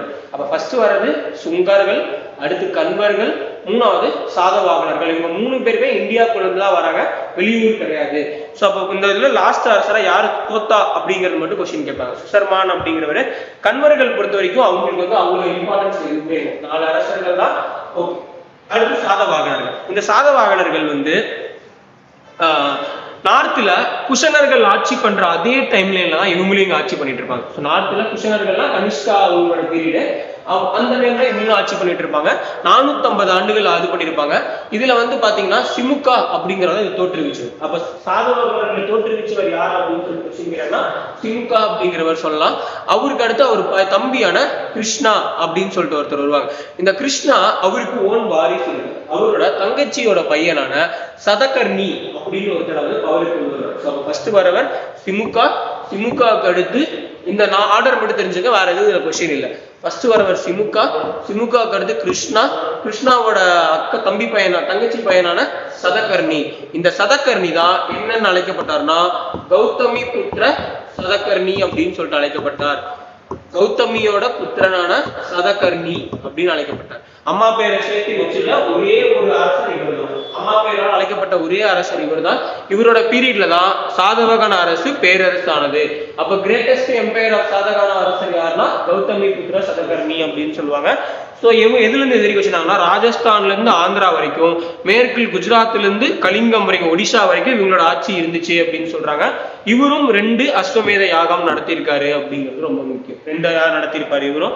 ஸோ இதுக்கு அடுத்து பாத்தீங்க அப்படின்னா இவர் வந்து பாத்தீங்கன்னா கௌதம புத்திர சதகர்ணி தான் மாபெரும் மன்னர். அவங்க அம்மாவோட பேர் என்ன அப்படின்னா, அவங்க அம்மாவோட பேர் வந்து கௌதமி பாலஸ்ரீங்கிறது அவங்க அம்மாவோட பேர். கௌதமி பாலஸ்ரீ. இவங்க ஒரு மெய்கீர்த்தி எழுதியிருப்பாங்க. மெய்கீர்த்திங்கிறது அந்த அரசரை பத்தி எழுதுற ஒரு மெய்கீர்த்தி. அது எங்க எழுதுனாங்கன்னா நாசிக் மெய்கீர்த்தி அப்படின்னு சொல்லுவாங்க. அப்போ பையனை பத்தி அம்மா வந்து ஒரு மெய்கீர்த்தி எழுதுறாங்க. மெய்கீர்த்தினா என்ன அப்படின்னா அந்த அரசரை பத்தினா டீடைல்ஸ் பத்தி எழுதுறது. அந்த நாசிக் மெய்கீர்த்தியில இவர் சாகர்களை தோக்கடிச்சிருக்காரு, யவனர்களை தோக்கடிச்சிருக்காரு, பகலவர்களை தோக்கடிச்சிருக்காரு அப்படின்னு சொல்லிட்டு அவங்க ஒரு மெய்கீர்த்தி எழுதிருக்காங்க. கௌதமி புத்திர சதகர்ணியோட அம்மா யாருங்கிறது கேட்டிருக்காங்க. அதே மாதிரி அவர் என்ன மெய்கீர்த்தியில வராரு அப்படின்னா நாசிக் மெய்கீர்த்தி அப்படின்னு சொல்லி. இது ரொம்ப முக்கியம். இதுல ஏதாவது டவுட் இருக்கா? ஓகே தானே? ஓகே. இவங்களோட நாணயங்கள் பாத்தீங்கன்னா வசிஷ்ட புத்திர புலமாயி அப்படிங்கிற ஒருத்தர் இவங்களுக்கு அடுத்து வரவர். கௌதமி புத்திர சதகர்ணி ரொம்ப ஒரு முக்கியமானவர். இந்த கௌதமி புத்திர சதகர்ணி எதுக்கு ஃபேமஸ் அப்படின்னு சொல்லிட்டு பாத்தீங்கன்னா அவரோட முகவர்கள் அவரோட முகத்தை நாணயங்கள்ல கொண்டு வந்த முதல் அரசர் கௌதமி புத்திர சதகர்ணி. ஒரு அரசரோட முகம் அப்படிங்கிறது நாணயங்கள்ல கொண்டு வந்த முதல் அரசர் யார் அப்படின்னு சொல்லிட்டீங்கன்னா கௌதமி புத்திர சதகர்ணி. அதே மாதிரி சாதவாகனர்கள் தான் பிராமணர்களுக்கு இலவச நிலங்கள் கொடுத்த முதல் அரசர். சாதவாகனர் பிராமணர்களுக்கு அந்த அக்ரகாரம்னு ஒண்ணு சொல்றாங்கல்ல, அந்த கான்செப்டை ஃபர்ஸ்ட் கொண்டு வந்தவர் யார் அப்படின்னு சொல்லிட்டு பாத்தீங்கன்னா சாதவாகனர்கள் தான். இவங்களோட காயின்ஸ்ல கப்பலோட சிம்பிள் இருந்துச்சு, கப்பலோட படம் இருந்துச்சு. அந்த கப்பலோட படத்தை ரிலீஸ் பண்ணவர் யார் அப்படின்னா இவரோட பையரான வசிஷ்ட புத்திர புலமாயி அப்படிங்கிறவர். கௌதமி புத்திர சதகர்ணியோட பையனான வசிஷ்ட புத்திர புலமாயி அப்படிங்கிறவரா என்ன சொல்றாரு அப்படின்னு சொல்லிட்டு இவங்களோட நாணயங்கள்ல கப்பல் அப்படிங்கிற ஒரு சிம்பலை விட்டாங்க. இவரோட வசிஷ்ட புத்திர புலமாயி பத்தி என்ன ஸ்தூபி சொல்லுது அப்படின்னு சொல்லிட்டு பாத்தீங்கன்னா அமராவதி ஸ்தூபி அப்படிங்கிறது சொல்லுது. அமராவதி ஸ்தூபி அப்படிங்கிறது இவரை பத்தி சொல்லுது. ஓகேவா? இது ரொம்ப ரொம்ப முக்கியம். அமராவதி ஸ்தூபி அப்படிங்கிறது வசிஷ்ட புத்திர புலமாயி பத்தி சொல்ற ஒரு முக்கியமான ஒரு இதா இருக்கு. அதுக்கு பாத்தீங்க அப்படின்னா போகர் கல்வெட்டு. போகர் கல்வெட்டு அப்படிங்கிறது கௌதமி புத்திர சதகர்ணியை பத்தி சொல்லுது. போகர் கல்வெட்டு அப்படிங்கிறது கௌதமி புத்திர சதகர்ணியை பத்தி மென்ஷன் பண்ணு. அமராவதி ஸ்தூபிங்கிறது ஒரு பையனை பத்தி, போகர் கல்வெட்டுங்கிறது இவரை பத்தி சொல்லுது. ஓகேவா? ஓகே. இலக்கியங்கள்ல என்ன மெயினா பண்றாங்க அப்படின்னு சொல்லிட்டு பாத்தீங்கன்னா சமஸ்கிருதம் கொண்டு வராங்க. பிராமணம் ஃபாலோ பண்ணாங்க, என்ன கொண்டு வருவாங்க? சமஸ்கிருதம் தான் மெயினா கொண்டு வருவாங்க. சமஸ்கிருதம் கொண்டு வராங்க. அதுக்கு அடுத்து பாத்தீங்கன்னா கப்பல்ல வந்து கப்பல் சின்னம் பொறிக்கப்பட்ட நாணயங்கள் வருது. அதுக்கு அடுத்து காந்தாரா மதுரா, அமராவதி, புத்தகயா, சாஞ்சி, பார்கூர் இங்கெல்லாம் பாத்தீங்கன்னா கட்டடங்களுக்கு பெயர் பெற்ற இடங்களா மாறுது அப்படின்னு சொல்றாங்க. அப்போ இதை கொஸ்டினா கேட்கலாம். ஸோ காந்தாரா, அதுக்கு அடுத்து மதுரா, அமராவதி இதெல்லாம் இந்த ஏரியா கொஞ்சம் டிராகா தான் இருக்கும், வழி இல்லை. ஆனா இந்த கொஸ்டின் அவ்வளவா கேட்கிற ஏரியா கிடையாது. ஜஸ்ட் என்னன்னு தெரிஞ்சுக்கிட்டா அந்த ஆர்டர் நமக்கு ரொம்ப முக்கியம். ஏன்னா ஏதாவது ஒரு ஆப்ஷன்ல எங்கேயாவது ஒன்று கொடுத்துட்டாங்கன்னா அந்த ஆர்டர் வச்சு எலிமினேட் யூஸ் ஆகும். அதுக்காக இவ்வளோத்தையும் பார்க்கணுமான்னு கேட்டா ஒரு கொஸ்டினோட வேல்யூ இதான் வழி கிடையாது. ஸோ அடுத்து சாகர்கள், வெளிநாட்டுல இருந்து வர்றவங்க. அதுல ஃபர்ஸ்ட் வரவங்க சாகர்கள் அப்படின்னு சொல்லுவாங்க. ஸோ வெளிநாட்டுல இருந்து ஃபர்ஸ்ட் வர்றது சாகர்கள் அப்படின்னு சொல்லுவாங்க. இவங்க எல்லாம் பாத்தீங்கன்னா உள்ளுக்குள்ள இருக்கவங்க. இவங்க எல்லாமே உள்ளுக்குள்ள இருந்தவங்க. வெளியே இருந்து வந்ததுல இந்த சாகர்கள், இந்தோ கிரேக்கர்கள், அதுக்கடுத்து பாத்தீங்க அப்படின்னா இந்தோ பார்த்தியர்கள், குஷனர்கள் அப்படின்னு சொல்லிட்டு 4 பேர் சொல்லலாம். ஸோ இதுல ஃபர்ஸ்ட் சாகர்கள் பொறுத்த எங்கிருந்து வராங்கன்னா கிழக்கு ஈரான்ல இருந்து வராங்க. இவங்களை பொறுத்த வரைக்கும் இவங்களோட ஆட்சியில ரொம்ப முக்கியமான இது அப்படின்னு பாத்தீங்கன்னா இவங்களும் இந்து சமத்துவம், இவங்க கிரேக்கர்கள் தான், ஆனா இந்து சமத்துவம் கலந்துருவாங்க. ஸோ இந்த சாகர்கள் பொறுத்த வரைக்கும் ரொம்ப முக்கியமானது ஜுனாகத் கல்வெட்டு அப்படிங்கிறது. இந்த சாக அரசர்கள்ல ஒருத்தர் தான் யார் அப்படின்னு சொல்லி பாத்தீங்கன்னா ருத்ரதாமன் அப்படிங்கிறவர் சாக அரசர்கள்ல ஒரு முக்கியமான அரசர். இந்த ருத்ரதாமன் ஜுனாகத் கல்வெட்டு அப்படிங்கிற கல்வெட்டுல இவரோட வெற்றிகள் பத்தி சொல்லப்பட்டிருக்கு அப்படின்னு சொல்றாங்க. இவரு சாத்தவாகனர்களை ஜெயிச்சிருக்காரு அப்படின்னு சொல்றாங்க. இதுக்கு அடுத்து சுதர்சன ஏரி அப்படிங்கிற ஒரு ஏரி நம்ம ஆல்ரெடி பார்த்தோம்னு நினைக்கிறேன். சுதர்சன ஏரின்னு ஒரு ஏரி, அந்த ஏரியை பத்தியும் இதுல மென்ஷன் பண்ணிருப்பாங்க. ஸோ சாகர்கள் என்ன சொல்லியிருப்பாங்க அப்படின்னு சொல்லிட்டு பாத்தீங்கன்னா சுதர்சனா ஏரியை கட்டினவர் யார் அப்படின்னு சொல்லிட்டு பாத்தீங்கன்னா புஷ்யகுப்தா அப்படிங்கிறவர். சுதர்சனா ஏரி அப்படிங்கிறது ஒரு ஏரி, ஏன்ஷியன் இந்தியாவில் ரொம்ப முக்கியமான ஏரி. ஸோ இந்த ஏரியை கட்டினது புஷ்யகுப்தா அப்படின்னு சொல்லப்படுறார். புஷ்யகுப்தா அப்படிங்கிறவர் குப்தா டைனாசிட்டியில வர ஒரு அரசர். மௌரியா டைனாசிட்டியில வர ஒரு முக்கியமான அரசர். சந்திரகுப்தா மௌரியாவுக்கு கீழே இருக்க ஒரு மந்திரி. ஸோ புஷ்யகுப்தா அப்படிங்கிறவர் சந்திரகுப்தா மௌரியாவுக்கு கீழே இருக்க ஒரு மந்திரி. இவரு சுதர்சனா ஏரி அப்படின்னு ஒரு ஏரியை கட்டுறார். இந்த ஏரியில முதல் முறையா ஒரு டேம் கட்டுறாரு. டேம் கட்டுறது யாருன்னா அசோகா. ஓகேவா? சோ புஷ்யகுப்தா அப்படிங்கிறவர் ஒரு சுதர்சனா ஏரிங்கிற ஒரு ஏரியை கட்டுறாங்க. அதுல முதல்ல டேம் கட்டுறதுக்கு பர்மிஷன் கொடுக்குறது அசோகா. அந்த டேமை ஃபர்ஸ்ட் வாட்டி புனரமைப்பு பண்றாங்க. ஸோ புனரமைப்பு அப்படின்னா தூர்வாரி சீட் பண்றாங்கல்ல, அந்த ஃபர்ஸ்ட் வாட்டி புனரமைப்பு பண்றது யார் அப்படின்னு சொல்லி பாத்தீங்கன்னா இப்ப நம்ம பார்த்தோம்ல ருத்ரதாமன், அவர் தான் பண்றாரு. ஸோ ருத்ரதாமன் அப்படிங்கிறவரு புனரமைப்பு பண்றாரு. ஸோ அதனால இது ரொம்ப முக்கியம். 2வது வாட்டி புனரமைப்பு பண்றது யார் அப்படின்னா ஸ்கந்தகுப்தர், குப்த அரசர்களான ஸ்கந்தகுப்தர் அப்படிங்கிற ஒருத்தர் பண்ணுவார். ஸோ இதுதான் இவங்களோட டைம் லைன். ஏதாவது டவுட் இருக்கா? பார்த்து வரைக்கும் ஓகே. தூக்கம் என்ன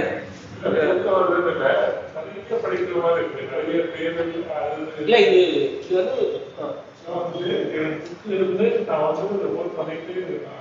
புரியுது, எல்லாமே புரியுது, ஈஸியா புரியுற மாதிரி இருக்கு. நான் சொன்ன மாதிரி அரப்பா மாதிரி புரியாத பயிர்கள் எல்லாமே சென்டென்ஸ் டைப் பண்ணும்போது எல்லாமே புரியுது. பட் டிஃபரன்சியேஷன் வச்சுக்கணும். அந்த எல்லாமே ரிப்பீட்டடா பாக்குற மாதிரி இருக்கு. கொஞ்ச நாள் ஏன்ஷியன் இந்தியாவில் உங்களுக்கு அடுத்த கிளாஸ்ல ஏன்ஷியன் இந்தியா முடியுது பார்த்துட்டு நான் அது புக்கு ரெஃபர் பண்ணிட்டு நான் மறுபடியும் உங்களுக்கு வரேன். ஸோ அதுல ஓரளவு ஒரு மாதிரி பார்த்துட்டு வரேன். எனக்கு ஐடியாவுக்கு எது கிளாஸ்ல டச் ஆச்சுன்னு பார்த்து நான் அப்ளை பண்றேன். அதுக்கப்புறம் கொஞ்சம் எனக்கு அடுத்த கிளாஸ் உங்களுக்கு ஏன்ஷியன் இந்தியா முடிஞ்சிடும். ஸோ ஏன்ஷியன் இந்தியா அவ்வளோதான். அதுக்கப்புறம் ஒரே ஒரு கிளாஸ் புக்தாருக்கு மட்டும் ஒரு கிளாஸ் இருக்கும். அது மட்டும் இன்டெப்தா பார்க்குற மாதிரி. ஏன்னா நம்ம எப்படி ஐவிசி ரொம்ப இன்டெப்தா பார்க்கணும், அதே மாதிரி புக்தா ரொம்ப இன்டெப்தா பார்ப்போம். ஆனா இது ரெண்டு தான் மெயின் கொஸ்டின் ஏரியா. இப்போ 20 கொஸ்டின் இருக்குன்னா அதுல ஒரு 4 to 5 கொஸ்டின் ஏன்ஷியன் இந்தியாவில் கேட்குறாங்கன்னா அதுல ஒரு 3 கொஸ்டின் கிட்ட இந்த 2 டாபிக்ல இருந்தா வரும். ஸோ ரிமைனிங் 2 கொஸ்டின் தான் உங்களுக்கு வேற டாபிக்ஸ். இவ்வளோ நேரம் பார்த்த அந்த டாபிக்ஸ்ல 2 கொஸ்டின் தான் வரும். இதுக்காக இவ்வளோ டாபிக்ஸ் பார்க்கணுமான்னு கேட்டா நீங்க புதுசா கரண்ட் அஃபேர்ஸ் படிக்கிறதுக்கோ இல்ல புதுசா வேற ஏதாவது படிக்கிறதுக்கு ஸ்டாட்டிக்கா இதை படிச்சுட்டு போயிட்டே இருக்கும். ஸோ கதை எனக்கு என்னைக்குமே மாறப்போறது கிடையாது. ஸோ நம்ம இவ்வளோ நேரம் பார்த்ததுங்கிறது இந்த ஒரு கான்செப்ட் தான் ஃபுல்லாவே. ஸோ இதுல நம்ம முக்கியமானது இப்போ அடுத்து பார்த்தீங்கன்னா குஷனா முடிச்சுட்டா முடிஞ்சு அவ்வளோதான். இதோட அதுக்கப்புறம் குப்த அரசர் தான். குஷனாஸ்ல நம்ம பார்க்க போகிறது ஒரே ஒருத்தர் தான், கனிஷ்கா மட்டும்தான். ஸோ அவர் தான் கனிஷ்கா அப்படிங்கிற அரசர். இந்த கனிஷ்காவை பொறுத்த வரைக்கும் குஷனர்கள்லேயே ரொம்ப முக்கியமான அரசர். 4வது புத்த மாநாட்டை நடத்தினவர். அவ்வளவுதான், 4வது புத்த மாநாட்டம் நடத்தினவர். என்ன மதத்தை ஃபாலோ பண்ணாங்கன்னா மகாயனா புத்திசம் ஃபாலோ பண்ணாரு. புத்த உருவ வழிபாடு பண்ணாங்க. அந்த உருவ வழிபாடு கொடுத்ததுதான் இந்த காந்தாரா சிற்பம். ஸோ புத்தருக்கு உருவ வழிபாடு கொடுத்ததுதான் இந்த காந்தாரா சிற்பம். இது மட்டும் தெரிஞ்சுக்கிட்டீங்கன்னா போதும். இதை தாண்டி அது வேற எதுவுமே கிடையாது. ஸோ கனிஷ்காவை பொறுத்த வரைக்கும் எங்க புத்த மடம் நடத்திருப்பாருன்னா காஷ்மீர்ல நடத்திருப்பாரு. இந்த காந்தாரா கலைங்கிறது ரோமானிய தாக்கம் கலந்த ஒரு கலை. ரோமானிய தாக்கம் இருக்கு, ரோமானியர்கள் தான் இவங்க. அவங்களோட தாக்கம் இங்க இருந்து புத்தருக்கு ஒரு இதை கொடுத்தாங்க. ஸோ இதுதான் வந்து இவங்களோட முக்கியமான ஒண்ணு. ஸோ இவ்வளவுதான், இது இவ்வளவுதான் போகும். இதுக்கு மேல எந்த பாயிண்ட்டுமே தேவை கிடையாது. ஸோ இவ்வளவு நேரம் பார்த்தது நீங்க பார்த்தது ஃபுல்லா பாத்தீங்க அப்படின்னா, ஃபர்ஸ்ட் பார்த்தது மௌரியா ஃபுல்லா முடிச்சோம். ஸோ மௌரியால என்ன கொஸ்டின் ஏரியா அப்படின்னு சொல்லி பாத்தீங்கன்னா, அவங்களோட நிர்வாகம் அப்படிங்கிறதுல ரொம்ப கொஸ்டின் கேட்பாங்க. மெயினா அதுலதான் கொஸ்டின் இருக்கும். ஸோ அடுத்து புத்திசம், ஜெயினிசம், இந்த ரெண்டுத்துல அவங்களோட கோட்பாடுகள் இருக்குல்ல. புத்திசம் வந்து 3 வழிபாதை, அதுல ஒரு 5 சொல்லியிருப்பாரு. இவரு 3 சொல்லி அதுல ஒரு 8 சொல்லியிருப்பாரு. அது என்ன அப்படிங்கிறதும், அதுக்கப்புறம் எங்க பிறந்தாங்க, எங்க இறந்தாங்க, எங்க அந்த மார்க்கம், ஸோ ஞான மார்க்கம் எங்க அடைஞ்சாங்க, முதல் கூட்டத்தை எங்க கூட்டினாங்க. ஸோ இது அவங்க லைஃபோட சம்பந்தப்பட்ட பிளேசஸ். இப்போ எக்ஸாம்பிள் ஸ்டூபினா என்ன, சைத்தியானா என்ன, விகாரானா இப்படிதான் கொஸ்டின். அடுத்து அப்படியே இங்க வந்தீங்க அப்படின்னா, போஸ்ட் மௌரியன்ல ஃபர்ஸ்ட் வரவர் சுங்கா, அதுக்கு அடுத்து கன்வா. சுங்கால 2 பேர் தான், புஷ்யமித்ர சுங்கா, அதுக்கு அடுத்து அக்னிமித்ரா, அவர் பையனான வாசுமித்ரா, அவ்வளவுதான். அதுக்கு அடுத்து கன்வர்கள்ல வாசுதேவ கன்வர், அவர் ஒருத்தர் மட்டும்தான். கடைசி அரசன் சுசர்மான் அப்படிங்கிறவர் கடைசி அரசன், அவ்வளவுதான். இதுக்கு அடுத்து பாத்தீங்க அப்படின்னா சாதவாகனர்கள், இது ரொம்ப முக்கியம். இருந்ததுல சிமுகா அப்படிங்கிறவர் இதோட ஃபவுண்டர். ஆனா இவருக்கு அடுத்து கிருஷ்ணான்னு வந்திருக்காரு. அதுக்கு கௌதமி புத்திர சதகர்ணி, அவர் ரொம்ப ரொம்ப முக்கியம். ஏன்னா அவர் தான் காயின்ஸ்ல வந்து ஃபர்ஸ்ட் அரசர். ஸோ இது ரொம்ப முக்கியம். அதுக்கடுத்து அவர் கப்பல்கள்லாம் அவங்களுக்கு இருக்கும், அது அவரோட பையனான குலமாயி அப்படின்னு சொல்லிட்டு பாரு. ஸோ இதுக்கப்புறம் இங்க கிரேக்கர்கள்ல யார் வருவானா, ஃபர்ஸ்ட் இந்தோ கிரேக்கர்கள் அப்படின்னு வருவாங்க. அதுலதான் மினாண்டர் அப்படின்னு சொல்லிட்டு ஒருத்தர் வருவார். இந்த மினாண்டர் தான் நம்ம யார் தோக்கடிச்சான்னு பார்த்தோம், அங்க வந்து புஷ்யமித்ரா சுங்கர் தோக்கடிச்சிருப்பாரு அப்படின்னு சொல்லிட்டு பார்த்தோம். அதே மாதிரி சாகர்கள்ல யார் பார்த்தோம், ருத்ரதாமன் பார்த்தோமா. சுதர்சன ஏரியா முதல் வாட்டி சீரமைச்சர் ருத்ரதாமன் அப்படிங்கிற ஒருத்தர் முதல் வாட்டி புனரமைச்சிருப்பார். அதுக்கு அடுத்து சாகர்களுக்கு அடுத்து பாத்தீங்க அப்படின்னா குஷனர்கள் அப்படின்னு சொல்லுவாங்க. குஷனர்கள் பொறுத்த வரைக்கும் இவங்கெல்லாம் ப்ரீ பிராமணிசம், அதுல முக்கியமானவர் கனிஷ்கர். ஸோ கனிஷ்கர் தான் 4வது புத்த மாநாடு. அதே மாதிரி காந்தாரா காய இந்தியாவுக்குள்ள கொண்டு வந்தார் கனிஷ்கர் அப்படின்னு தான் சொல்லுவாங்க. ஸோ இதுதான் வந்து முக்கியமானது. அடுத்த டாபிக் என்ன அப்படிங்கிறது நம்ம நெக்ஸ்ட் கிளாஸ்ல பார்க்கலாம். ஸோ 12 ஆயிடுச்சு, நம்ம ரொம்ப அதிகமான இன்ஃபர்மேஷன் இது பண்ண வேணாம். ஸோ இதுக்கு அடுத்து பார்த்தீங்க அப்படின்னா, அடுத்து மெயினாக ஆரம்பிக்க போகிறது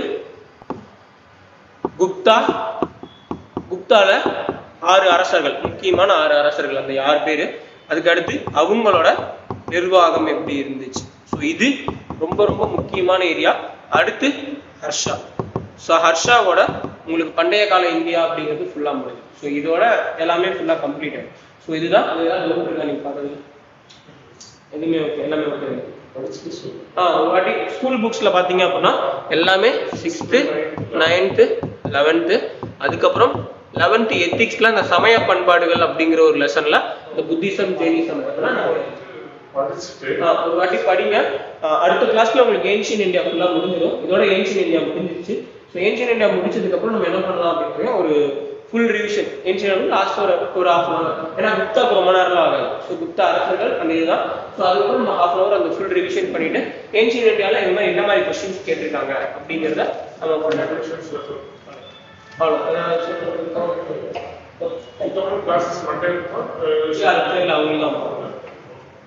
இன்னைக்கு அவ்வளோ ஒரு கிளாஸ் தானே.